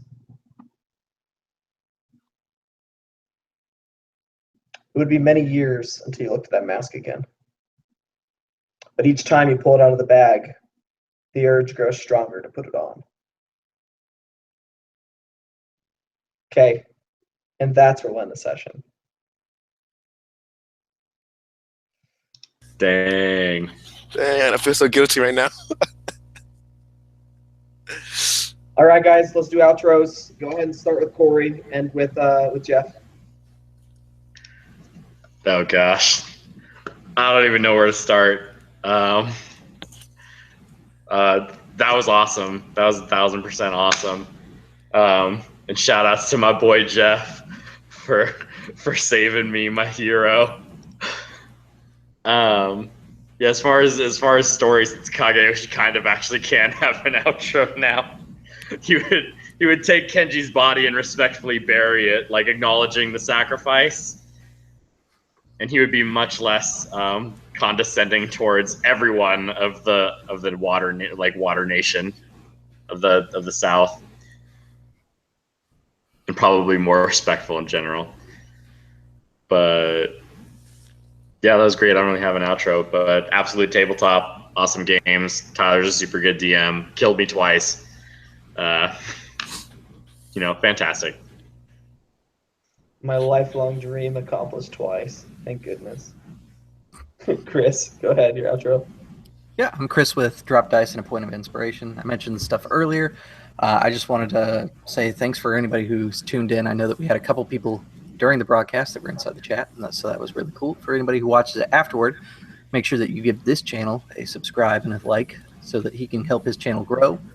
Tyler's been putting on some great games, so if you do get a chance, make sure you check out some of those other ones. You'll find ones with me on there. And if you want to see more of my stuff, you can just follow links back around to Drop Dice. Perfect. Thanks, Chris. Going on to, is it Enoch or Enoch? What is it? Enoch. Enoch. Okay. Yeah. So, hello. As again, this was my second time playing in an absolute tabletop playtest. I reskinned Oath of the Frozen King. It was a lot of fun. It was a lot of fun. I'll put it that way. Like I said, during the mid-game break, I don't have a YouTube channel, but will be in the future. Hopefully sometime soon, recruiting, putting an interest post for my own homebrew campaign entitled "In Chaos and Darkness."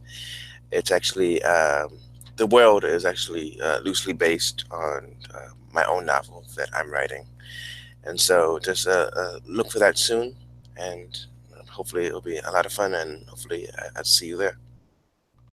Awesome. Thank you. Perfect. On to Jeff. Yeah, great game as always, Tyler. Always a pleasure. Yeah, I'm Jeff with Encounterbalance. Check it out if you're interested. Going to have some weird games coming up on there in the future. A sci-fi Fate game, and then a Remnants system game, which is like a mech warrior kind of thing. So be on the lookout for those within the next month or so, maybe. Still trying to nail down dates, but yeah, tons of fun as always. If you haven't gotten to play in one of Tyler's games, what are you doing with your life? I mean, obviously they're not playing in my games if they're not playing in them. I mean, but anyways, again, I'm Tyler Hurst from Channel on a Roll. This was Journey into the Bound Realm, and thank you again to all the great players. And we are going to end the broadcast now. Hope you guys all have the great games.